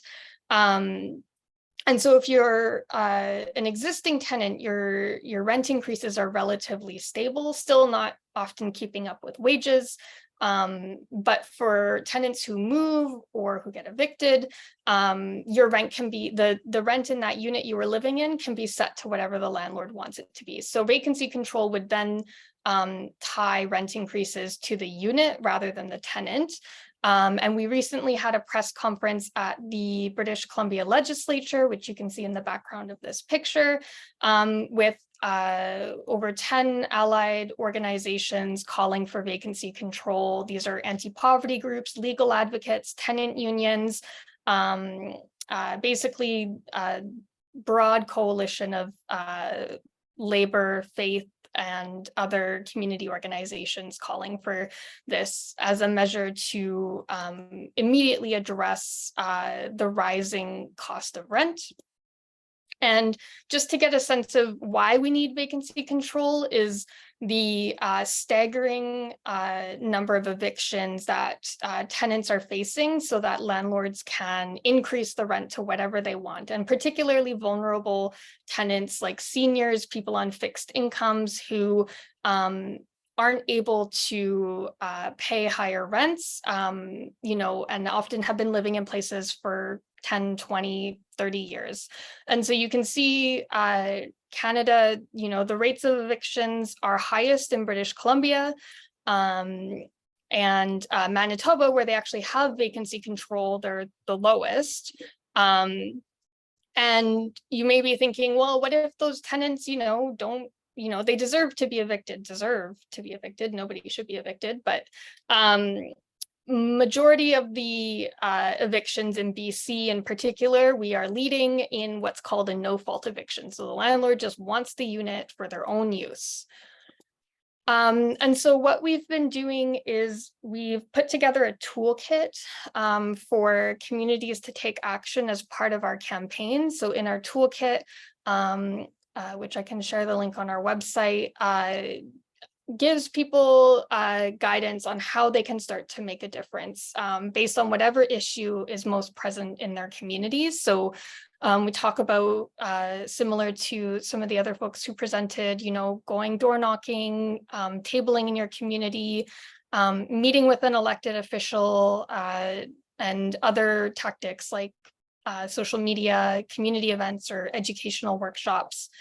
And I did want to share, just as I wrap up, in Toronto right now, I think it's really important to highlight the struggle that's happening there. There's 300 tenants in 2 apartment buildings that are on rent strike, and I'll link it in the chat for folks, but you know, this is some of what we're seeing now, is this more militant action of the attacking the economic flow, similar to workers when they go on strike, in order to get your demands met. And increasingly, these are the kinds of things we need to be building capacity for, because the politicians aren't listening.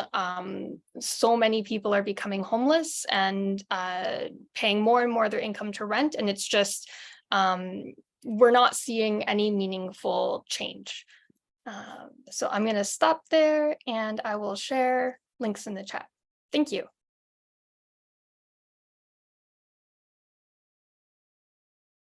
Wow, that was maintaining permanent housing availability, as you have said, is truly a praiseworthy and forward-thinking concept. It underscores our unwavering commitment to ensuring the stability and well-being of individuals and families. We can also learn a lot from BCGEU in their effort to put the power in the hands of community in BC. I agree, Luna. And if I may just again repeat what I heard from Carrie earlier, that homelessness and precariousness has escalated mainly due to commodification or commercialization of housing, treating it as an asset or investment, largely because of the influence of the financial sector. And definitely nowadays, from what we see, houses are now treated as asset than a public good.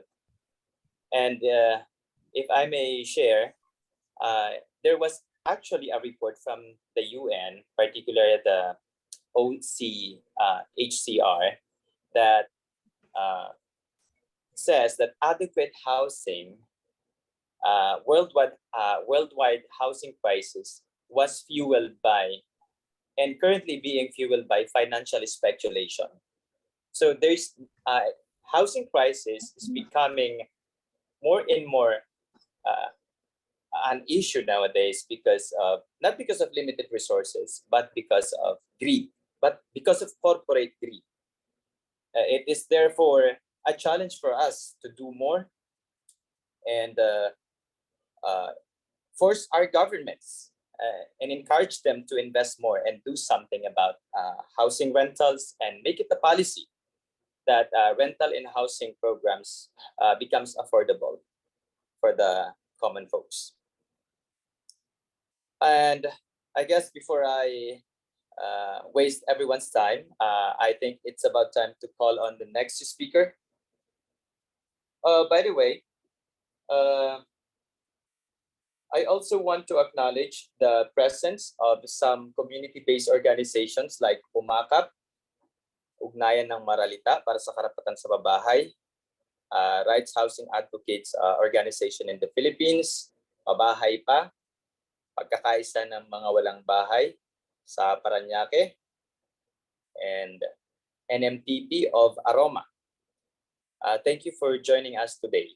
We are also joined by housing rights activists from Baguio and Nueva Ecija. Thank you everyone for participating, and please prepare your questions as we are actually approaching an open forum, and we will be extending extra, I think we will extend for another 10 minutes in order to accommodate everyone's questions before we end this session. How can I forget, we are also joined by KME, Kilusang Makabansang Ekonomiya. Yeah. Welcome guys. Welcome po sa KME, and thank you also for inviting us sa nakaraang September 21, 51st anniversary of martial law in the Philippines. FYI to our comrades from Europe and Canada, KME or Kilusang Makabansang Ekonomiya is an advocate, a church-based advocate organization pursuing a national policy for self-sufficiency. And we are happy that they are actually a part of this program today. Thank you. Luna? Let's proceed to the next speaker from, I think from Canada, Vancouver and District Labor Council.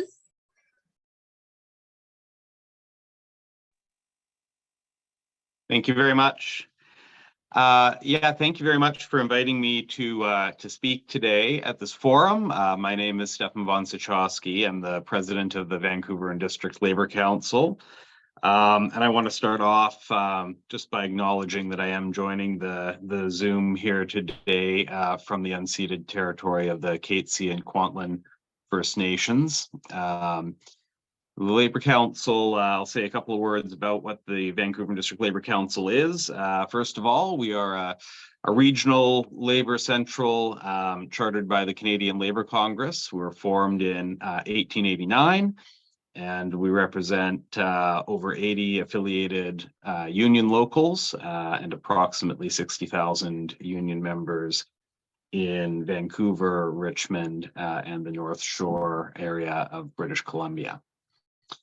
I've been asked to speak for a few minutes about some of the housing initiatives that our Labor Council is supporting and pursuing, and I feel very fortunate to speak after Carrie, whose knowledge, I think, of the housing crisis that we face in British Columbia and in Canada is immense, and who has set a very strong foundation for understanding the conditions that we're facing here. And so I will try to avoid repeating any coverage of the same ground as you've heard it already, and I would not do as good of a job as she has already done on those topics. But as you know, and as you heard, we are facing a serious housing crisis in Canada, and particularly in British Columbia. And that crisis manifests itself in low vacancy rates, in unaffordable rents and mortgages, and at worst, of course, in increasing homelessness as well. And there are many policies that our Labor Council supports with the aim of alleviating this crisis. We support these through advocacy to elected representatives, through endorsing and campaigning for candidates who will support these policies, and participating in campaigns as well. And I should say as well that we have endorsed and strongly support the Affordable BC campaign that Carrie presented on, and I won't reiterate the details of that campaign that you've just heard, but I will say that that campaign's demands, I think, are crucial to ending the crisis that we're facing in housing and should be immediately implemented by all levels of government. In addition to some of those demands of the Affordable BC campaign, there's a few other items as well. We are calling for the end of what we refer to as the apartment ban. What we refer to with that is the fact that in the majority of residential land in our cities is reserved for low density housing, namely single family homes, houses. Higher density housing and generally more affordable forms of housing, such as apartment complexes, are in these regions of the cities not allowed. And this type of restricted zoning actually has its roots in racism here in North America, flowing from efforts to continue racial segregation through economics rather than brute force of law. But today is also a factor in blocking the construction of affordable housing and leading to, contributing to this crisis.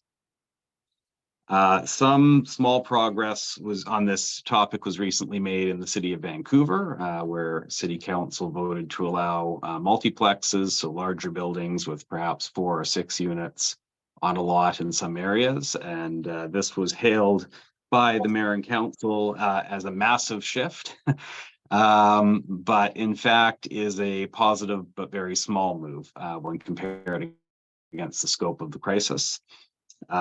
Further, actually an idea stolen from the previous mayor and council, as opposed to a new idea of the current right-wing mayor and council. And so beyond this, really what we're looking for is truly a massive shift in the way that zoning is handled to allow a diversity of housing across cities, including much more affordable rental housing and social housing in all neighborhoods. Priority, in fact, should be given to social housing and more affordable forms of housing. This type of housing is what's most urgently needed in the largest quantities and should therefore be given every advantage to allow it to be built quicker and more. And we also we recognize that there's a need for various forms of housing for working people, but that there is a particularly acute crisis, obviously, in the most affordable forms of housing. Other policies that we also support include rent-to-own policies, which transform rent payments into mortgage payments, allowing a path for ownership for working class people and families that in recent decades have been excluded by skyrocketing prices in housing, while also vacating much needed existing rental stock in the process. And also demanding an end to interest rate hikes, which are driving working people out of their homes due to skyrocketing mortgage payments, which are, of course, then also often passed down to tenants in the form of higher rents, and dramatically increasing the cost of construction as well, and prohibiting the development of new housing stock. At the end of the day, housing, as we've heard from, I think, most of the speakers this evening, all of the speakers this evening, is fundamentally a human right, and that's undeniable. But unfortunately, in Canada, it is a human right that's violated every single day on a massive scale. And that's because the responsibility for this right has been abandoned to the private sector. And much like we heard from the speakers from London, here in Canada, it's very similar. Post-World War II, there was substantial public investment in the construction of housing. And this really went on for a few decades, but dried up throughout the 1980s. And the result of that is that the human right to housing is really only ensured when it's profitable to do so, and ignored when it is not. Those who can pay have a roof over their heads. Those who can't are left to live in either conditions of very poor housing or worse, on the street, where they're put at constant risk and criminalized and demonized. So we're calling on the government at all levels to address this by getting deeply involved in solving the housing crisis, not just through market mechanisms, but through the actual direct construction of affordable housing. This can be done as it was in the past by the federal government, but there's also mechanisms for other levels of government to do this kind of, to implement these types of solutions. In the city of Vancouver, we have a municipal party that is Labour-supported party called One City, which has pledged to turn the city's affordable housing agency, which is currently responsible for helping nonprofits get permits to build housing, to turn that into an actual public developer of housing. And municipalities have a variety of revenue tools that they can use to raise funds to build housing, including, as Carrie mentioned in her presentation, land value capture, which has a huge potential, which we strongly support, to raise revenue that can go towards solving this situation. And municipalities and also school boards also have access to land, which can help to make this possible, to give the space to build housing. And of course, the powers around zoning and permitting and these things. So they have the tools in their hands to address the issue if the political will is there to do it. Unions and other organizations also can be part of the solution. And the BCGEU is demonstrating this themselves, actually, with a very exciting development in the city of Burnaby, just neighboring our Labour Council's jurisdiction, showing that when the profit motive is not the driving force, the housing problem is solvable, and that really is the stumbling block to this, is that abandonment of the right to housing to the private market. So we're continuing to push for stronger tenant rights as well. There's the piece about the need to build the housing that we need, but there's also the piece about the fact that people need to be able to defend their housing when they do have it. They need to have their rights respected in that housing. And so we are calling for stronger tenant rights, including robust renter protections, the right to organize tenant unions that will be legally recognized by landlords. There are tenant unions in many places across Canada and you've heard of some examples of rent strikes taking place right now. But there's no current legal recognition of tenant unions where landlords are required by law to deal with them. And so that's another thing that is being put on the agenda by tenant rights activists and supported by our Labour Council. The right-wing city council here in Vancouver recently abolished the renter's office that the city had, which helped renters with knowing their rights. We are calling for that to be reinstated, but also to be turned into a renter's advocacy office, which would actively take complaints and assist tenants in addressing violations of their rights. So actually take an active role in that, not just provide information, because we know that there is widespread violation of tenants' rights, evictions, illegal evictions, and these types of things that take place. And the final few remarks I'll make, are that we believe that it's important to look at this with a broad perspective. We obviously need housing for everyone, but we don't only need housing, we need complete communities around that housing, places where people can live, hopefully relatively near their work, and where they will have access to shops and services and all the things that people need to live their lives without a lengthy commute. We need more community spaces, arts and cultural hubs, parks, green spaces, and these are not the types of things that are that scream out profitability, unfortunately, and so they're not things that can be relied upon to be provided by private developers and those who are involved in the commodification of housing. There are things that need to be required by law in development or provided in the public sector.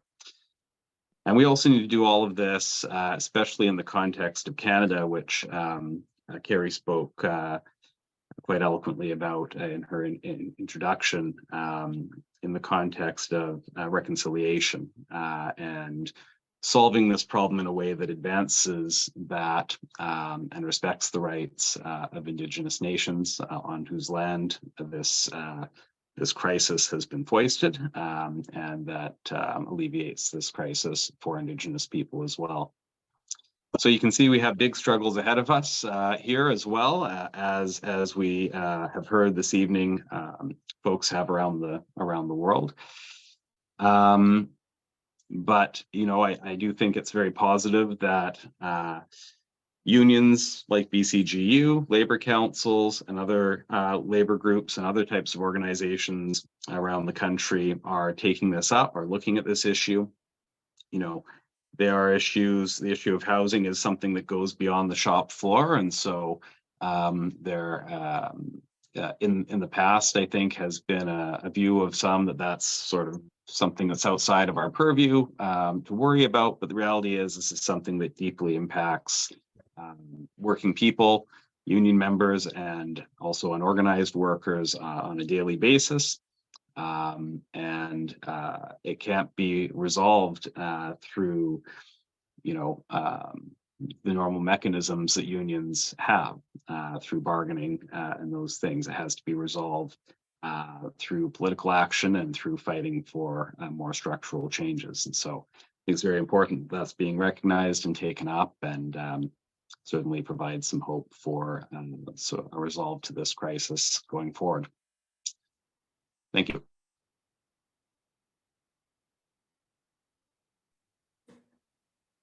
Thank you very much, Stephen.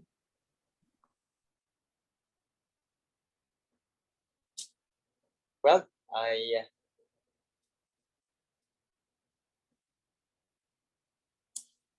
well, there's a lot of things that I'm actually able to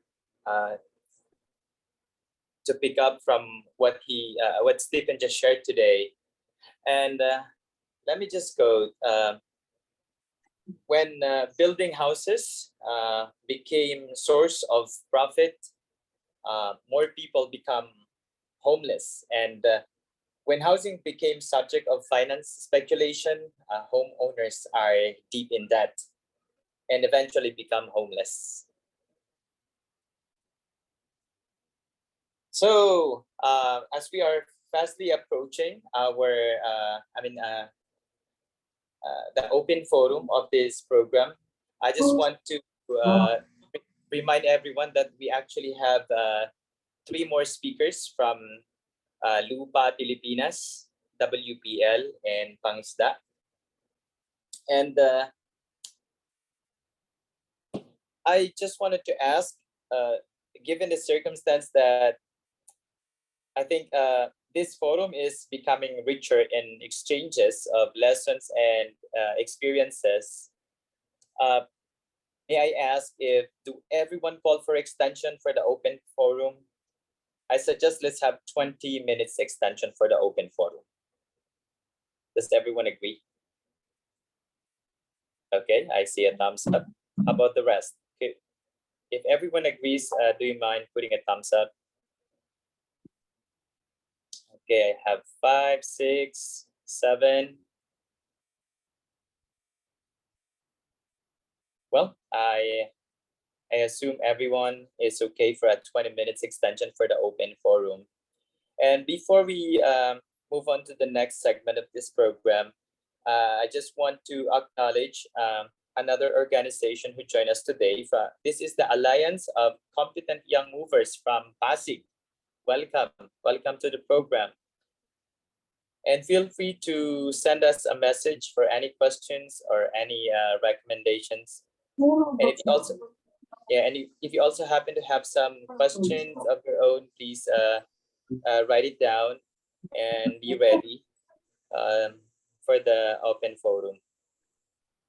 May I call my co-host for today, Luna, to help me sort out the program? Yes. As we can see, our discussion is also ongoing in our chat where participants have posed questions. Let me read some of them.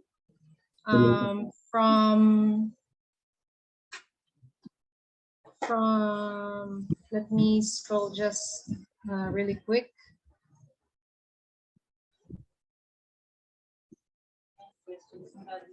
Question from DJ Hanier from Kilusan. Is there any connection to the influx of migrants in the communities to spur land speculation? To which Ms. Sad replied, it is easier to exploit migrants as we can be afraid to speak out due to fear of deportation and lack of access to legal help, which is why we do a lot to organize migrants and fight racist politics in the country. Most committed leaders in the movement are migrants squatters in East London who won a huge amount of social housing in the 1970s. Also, Jan from EAC shared the issue of criminalization is a general trend we see in Europe. It's not only against the housing movement, but all social movement, which is basically what is in democracy theory. And in the constitutions, given a big importance. We see increasing fines for political actions up to prison sentences. We see that political organizations and collectives are declared criminal organizations. So the states have different tools of investigation and legal procedures initially created to fight mafia structures and even higher punishments that in the unusual criminal law. We see the basic rights as the right to assembly in public are de facto no point of reference anymore.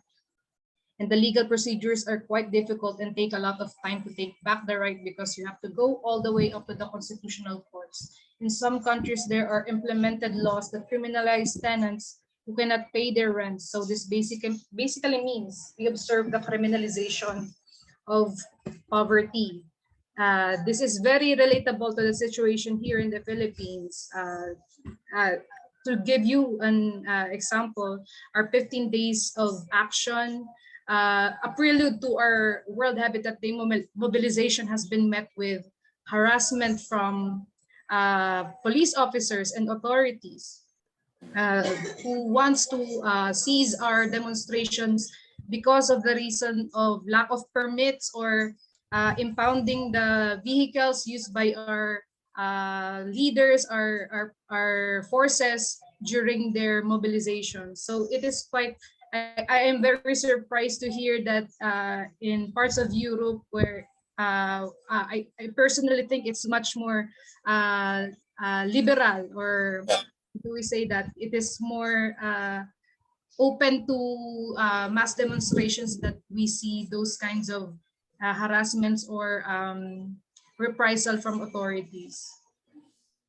We would like to read more comments, but we are observing our time. So we encourage everyone to please keep their questions till our open forum. We can now turn our attention to the third part of our program, where we will see our national leaders from LUPA-Pilipinas, Workers for People's Liberation, and PANGISDA Pilipinas give their statements in relation to the tri-sectoral campaign for the right to adequate housing in the Philippines. So let us all welcome Prime Amparo from Workers for People's Liberation.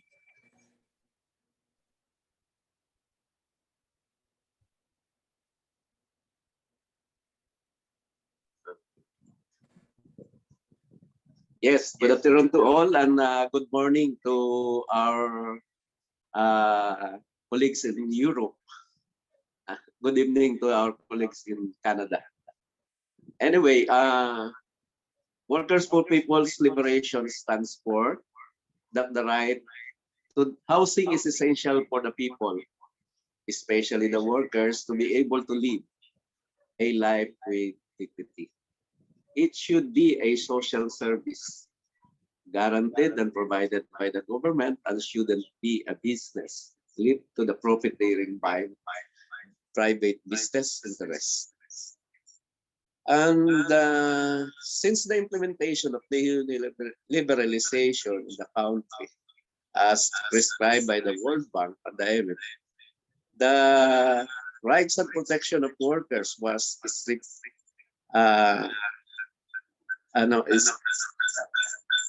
And the people, on the other hand, while delivering financial benefits for the wealthiest section of the society. Further, it has resulted to the scarcity of employment under the two types of precarious works under the Philippine settings.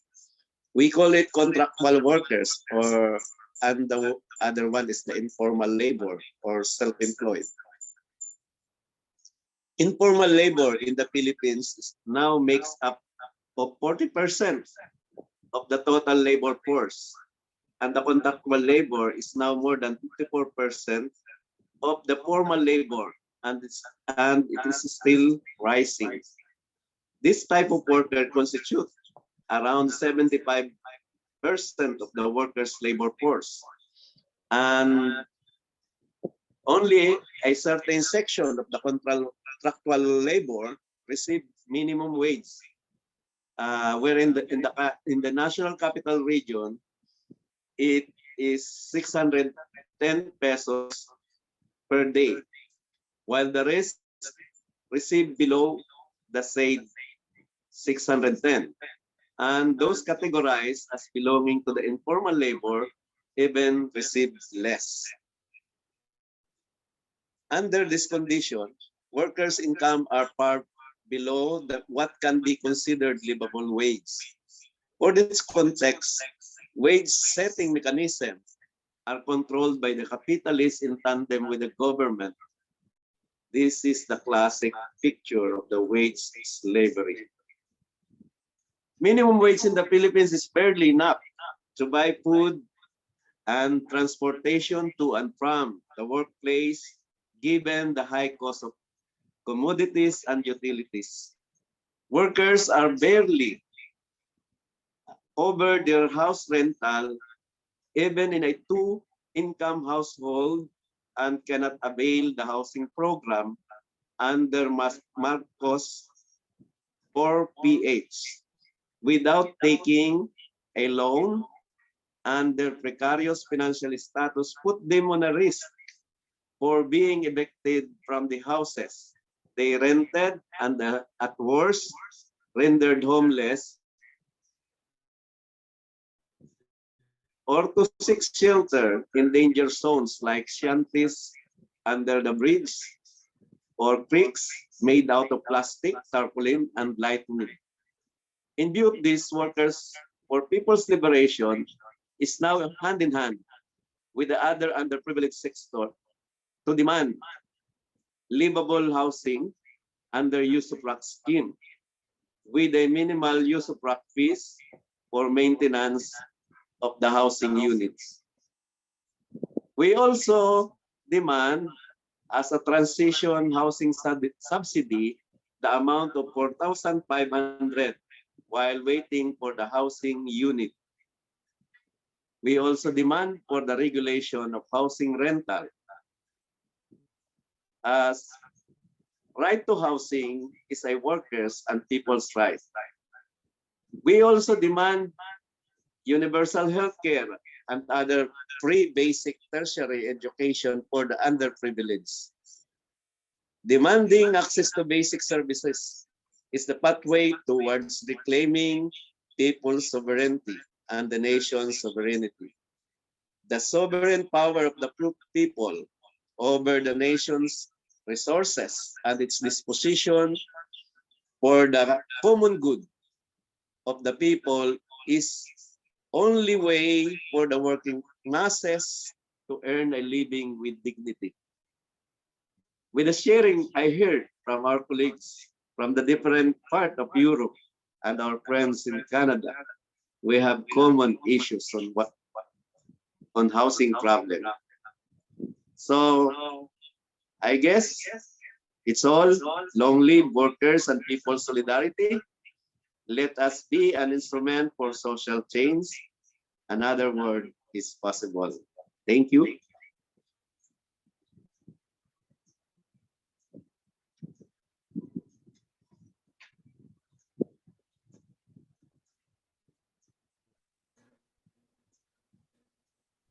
Thank you, Caprime, for that very inspiring speech. We would now like to give the floor to Ka Pablo Rosales of PANGISDA, Filipinas.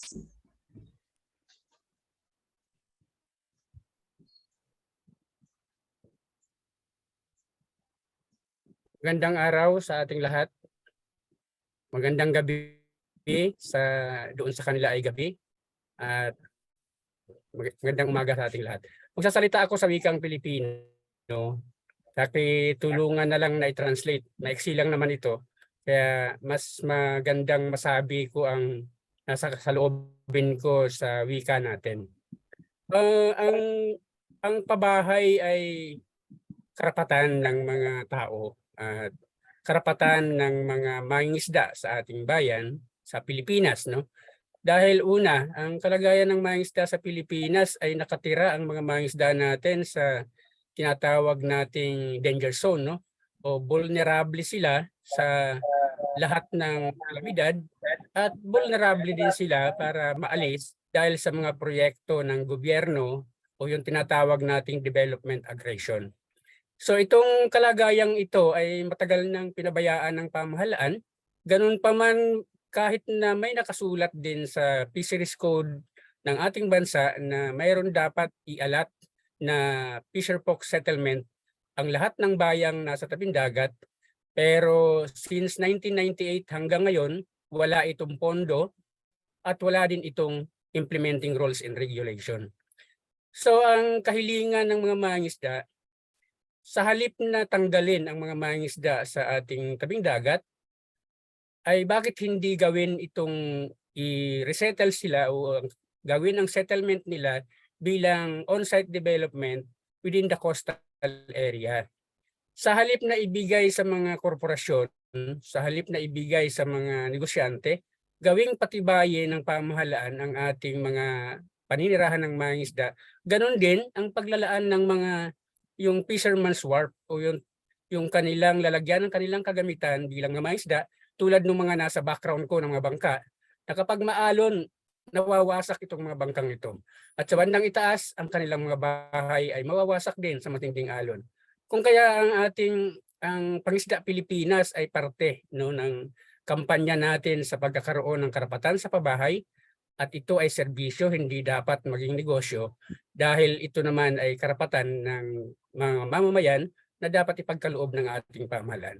Katulad ng iba pang mga karanasan sa iba't ibang panig ng mundo, tulad ng mga kasama natin sa Europa, sa Canada, ay dinaranas ng mga mangingisda ang darahas, yung karahasan at pagtatanggal sa kanilang tirahan, at dinadala sila sa malalayong lugar na malayo sa kanilang kabuhayan.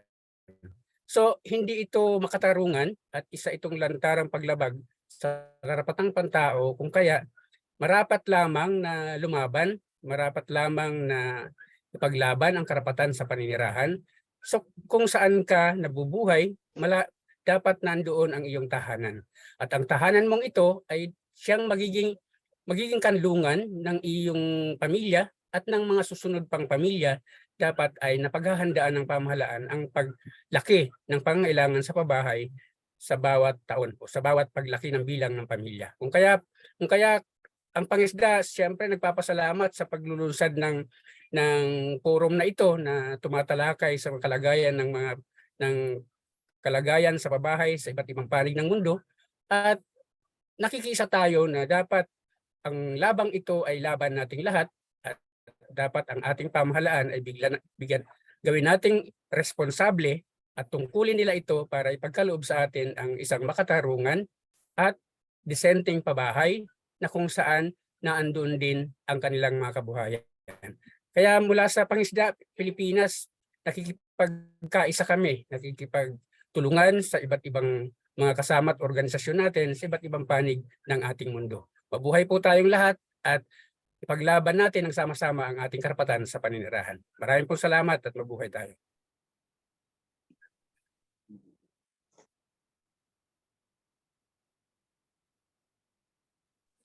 Thank you very much, kasamang Pabs. And maybe I should share a little bit of what I caught from what Kapabs stated earlier. Majority of our small fisher folks in the Philippines and their families actually lives in danger zones, and the government so far hasn't taken that into consideration, knowing the fact the difficulties of the fisher folks. And the Pangisda Pilipinas actually is calling out the Marcos government to do its bidding, take the tasks in protecting its constituents, and finally acknowledge that housing is a human right, and it should not, and it must be a public service, not business. More of it will be shared by Luna after completing the translation. Before we move on to the next segment of the program, I also want to acknowledge some of our colleagues from Kilusan, Baguio. We were unable to recognize them earlier. It's a local chapter of the Movement for Nationalism and Democracy in the northernmost region of the Philippines. And we are happy that they are here today. Luna, what do we have next?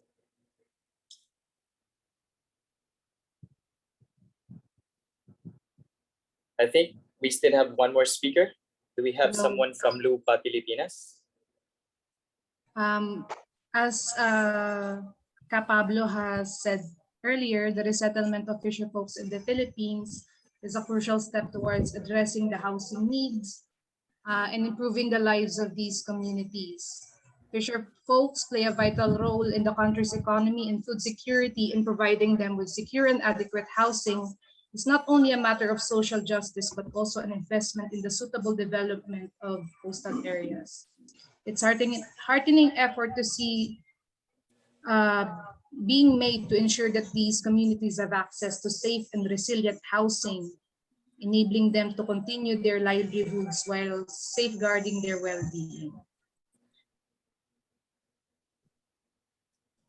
Thank you so much. And I guess our next speaker for today, the last, if I'm not mistaken, from LUPA-Pilipinas, kasamang Elmer.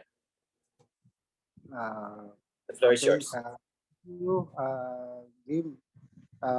Good afternoon, everyone, and good morning to our guests. I'm Ernesto Galario, the Secretary General of LUPA-Pilipinas. In behalf of LUPA-Pilipinas, I thank to all guest speakers, all sharers, and all other participants in this webinar forum. We are looking forward to this webinar forum. I just start the series of international exchange of ideas and experiences in our common fight to right to adequate housing, including right to the city and the end neoliberal policy. LUPA-Pilipinas, or simply LUPA, was established in 1993. 1 year after the Urban Development and Housing Act, or UDHA, of 1992 was passed. LUPA is the Federation of Organization of Informal Settlers or Squatters in different communities in Metro Manila. Later, Urban Poor Organization in Cebu, in Southern Philippines, joined for several years. LUPA confronted demolition or eradication of squatter communities without relocation or haphazard relocation for other threatened communities. LUPA fought for in the city or near city relocation or settlement a few communities which are on private lands and opted for community mortgage plan or CMP.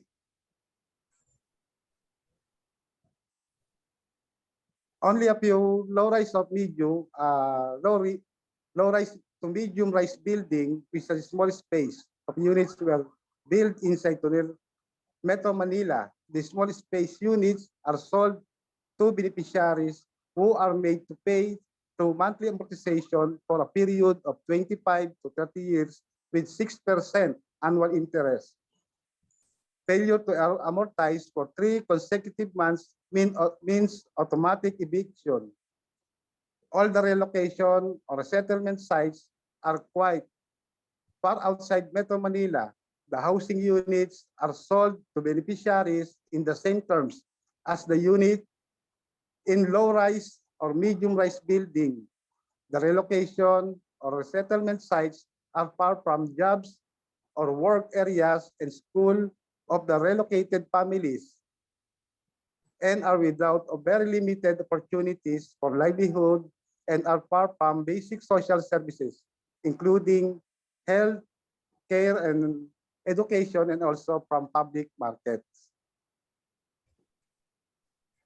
Recently, about 124 families out of 229 beneficiaries of Baseco Community Housing Project have received notice of eviction. They ask their local government to allow them pay the partial amount of their debts, but the local government refuse and stand still with their decision. It's a very difficult for those beneficiaries to pay in full for the earnings are good only to live for the day and obviously cannot afford the 2,000 monthly rent. Currently, the local organization in Baseco are conducting series of dialogue to their local government to demand that this housing facility should use for public use and not for as a profit-driven project and make people more poorer.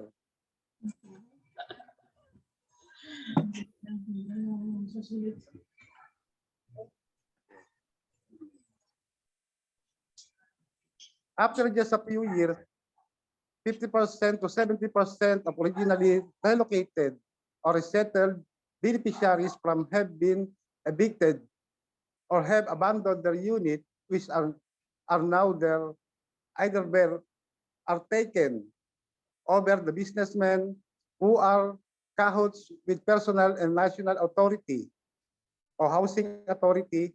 The families who were evicted and have abandoned their unit are back to informal settler communities. Others have become renters to the unit originally being amortized by them. LUPA-Philipinas drew lesson from this cycle of demolition, resettlement, back to informal settlers again or becoming renters. They are outcome of by this law. The government has abandoned its principal or central role in providing housing and related services to the people, especially to the majority who are poor. The government has passed on to the private real estate and property developer.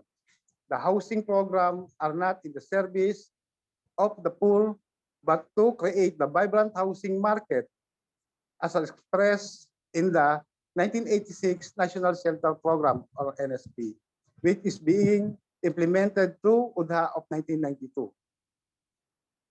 LUPA made a critical study and analysis of UDHA and the NSP, but the law and the shelter program are within the neoliberal design which compels the state and the government to abandon their central role in their national economies and favor to private corporate interests.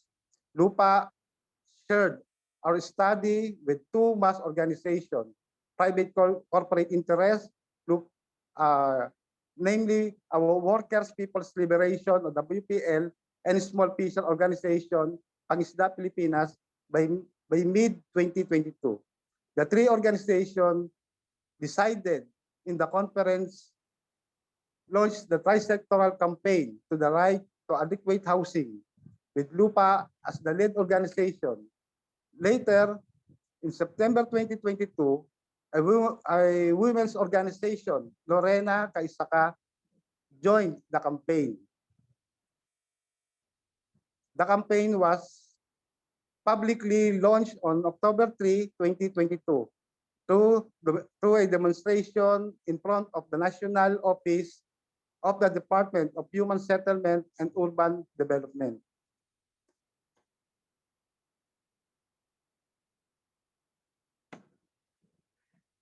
The main call and demand is for a new public housing law and corresponding housing program that are not within a neoliberal frame. The new law and housing program that should be instead be consistent with the international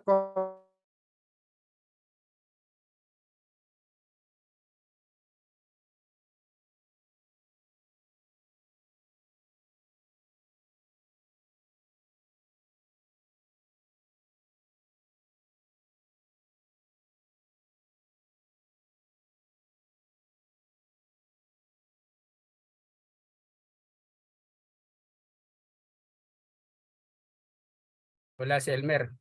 I think his connection is not stable. While waiting for him to come back, I guess let me take advantage of the time to inform everyone that we may no longer be able to accommodate everyone at the open forum. So I guess I suggest if you could just send us your messages directly. You can post it under in our Facebook page for the Trilateral Housing Rights Campaign in the Philippines. Our colleagues will share the page to each of you later on, and maybe we can have another forum again some other time. And of course, we would like to see everyone joining us in our upcoming forum this month of October, maybe early week of October.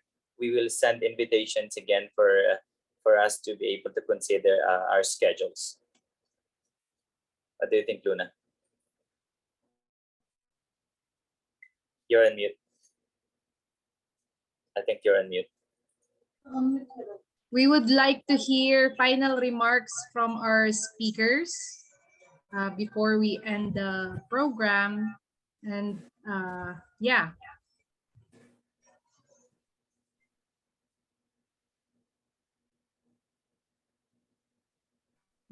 From European Action Coalition. Yes, I can start. I already wrote in the chat. Thank you very much for all these inspiring inputs. It was really great, and I feel just we started to get a picture of each other, and it's a pity that we don't have time now to discuss, but this is most of the times happening in this kind of webinars. And I think it would be really interesting to keep in touch and maybe have a discussion on a more specific topic so that we really have time to exchange and ask questions and get deeper in some specific problems.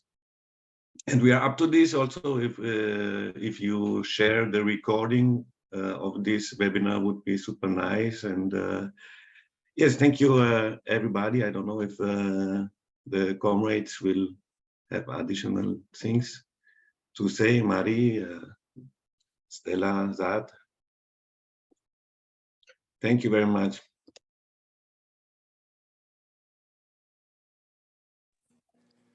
Thank you so much, Jan. By the way, Carudel, just shared our Facebook page in the chat. You may want to copy and paste that. So if you happen to have any questions, or if you may want to send us a direct message on anything, maybe recommendations or suggestions on how we can make things better next time, and avoid some dead air, maybe maximize our time in sharing, I guess we would really appreciate it. We consider ourselves a winner regardless of how things are. And for us, feedback is our breakfast. So we will really appreciate all kind of feedback. Thank you.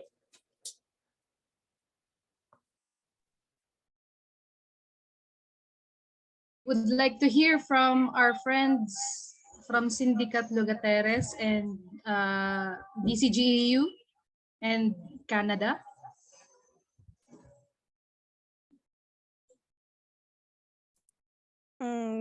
Hi. About, do you have any question or?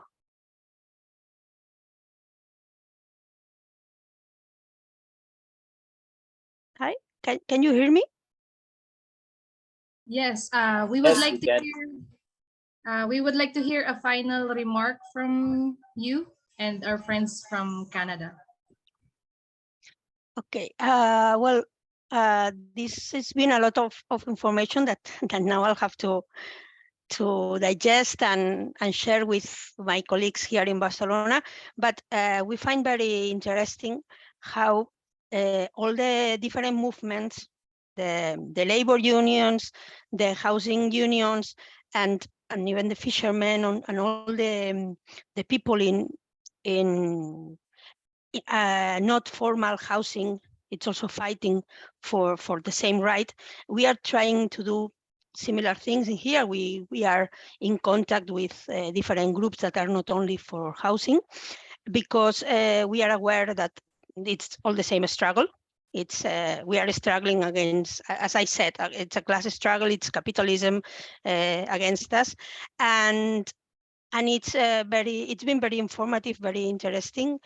And I'm looking forward hearing more from you and from all the groups in Canada, because I think we can learn a lot from each other. So thank you. And we can keep in touch. As Jan said, we'll love to keep in touch. Yeah, and I would just add, it was really great to be here. Always great to see familiar faces, and love to do this again. I really appreciate everyone who is here to share from their perspectives, and I'd love to continue these discussions. And you know, I'm always inspired to hear the fights happening all over, and it can be very isolating at times to be on doing this kind of work. And so it's heartening, as much as I realize we've got a big mountain ahead of us. It's really heartening to hear that we're all in this together. Absolutely, and I'll just say, you know, thank you so much for the invitation to be at this event. It's been really interesting to hear about the different things going on around the world, and to, you know, again, be reminded that we have all of these common issues and common struggles, and that we can learn a lot from one another in that. So really appreciate the invitation, really appreciate all the other speakers and everything they shared with us tonight, and looking forward to the next time. So thank you very much. Yeah, as we draw our forum to a close, I want to extend my heartfelt thanks to each and one of you. Your active participation, insightful questions, and passionate contributions have made this event a tremendous success. We would like to acknowledge organizations with us today, Kilusan Bataan, Bulacan, Nueva Ecija, Baguio, and local organizations like Pabahay Pa, Umakap Lupa, SMUM Housing Association from Manila, and others with us here today. Remember that the dialogue doesn't end here. Let's carry these conversations forward and continue to raise awareness and work collaboratively to drive meaningful change in our communities and beyond. On October 2, we will mark a historic milestone for the housing rights movement in the Philippines as we officially declare it as the National Day for Adequate Housing. This designation symbolizes our unwavering commitment to the cause, recognizing the fundamental importance of housing as a human right. It will be a day that stands as a testament to our collective efforts, our advocacy for equitable housing opportunities, and our determination to ensure that every Filipino has access to safe, secure, and dignified housing. This milestone not only acknowledges the progress we have made, but also serves as a reminder of the work that still lies ahead of us. Once again, thank you for participating, and we hope to see you soon in another meaningful discussion about housing rights. Thank you. Si Stella yata, di pa nakakapag-last ano. Oh. Stella from Joao Luchmandal, if I'm not mistaken.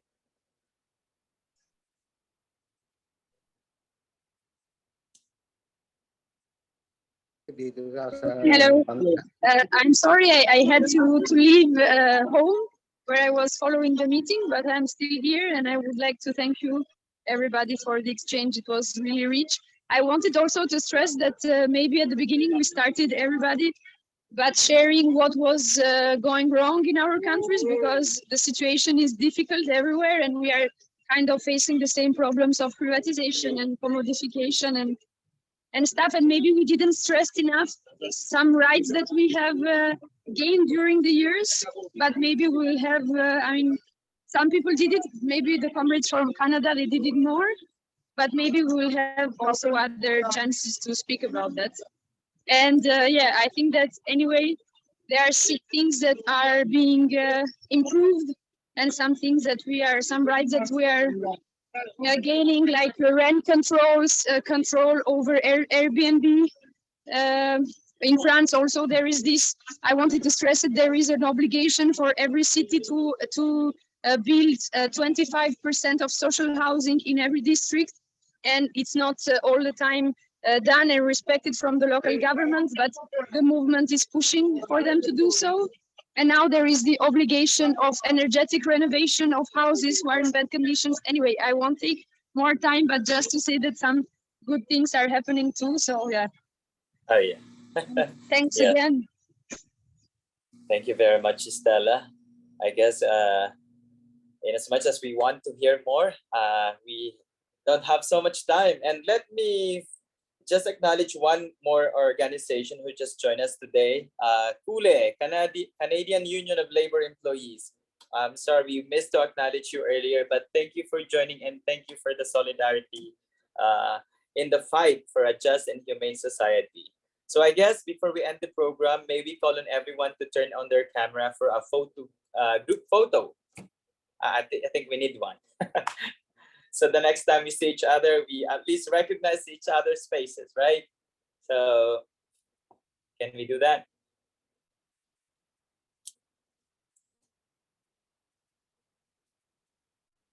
Okay. So who's going to take the photo? I'll be the one to take photos. First, the first slides. Okay, ready? Those who want to raise their fist. One, two.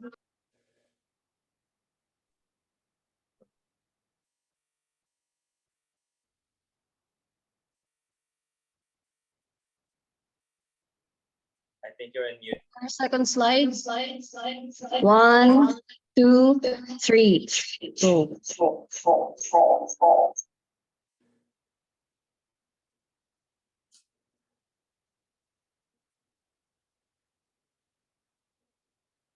Right. Okay na po, okay na po. Thank you, thank you. Thank you, thank you. Thank you, everyone. Thank you, everyone. Thanks, everyone. Bye. Thank you so much. Have a nice day or nice evening or Bye. whatever. Bye. Bye. Bye. Bye-bye. Bye-bye. Bye. Okay na. Ingat. Have a nice Thank you. Thank you, sir. Have a nice life, mga kasama.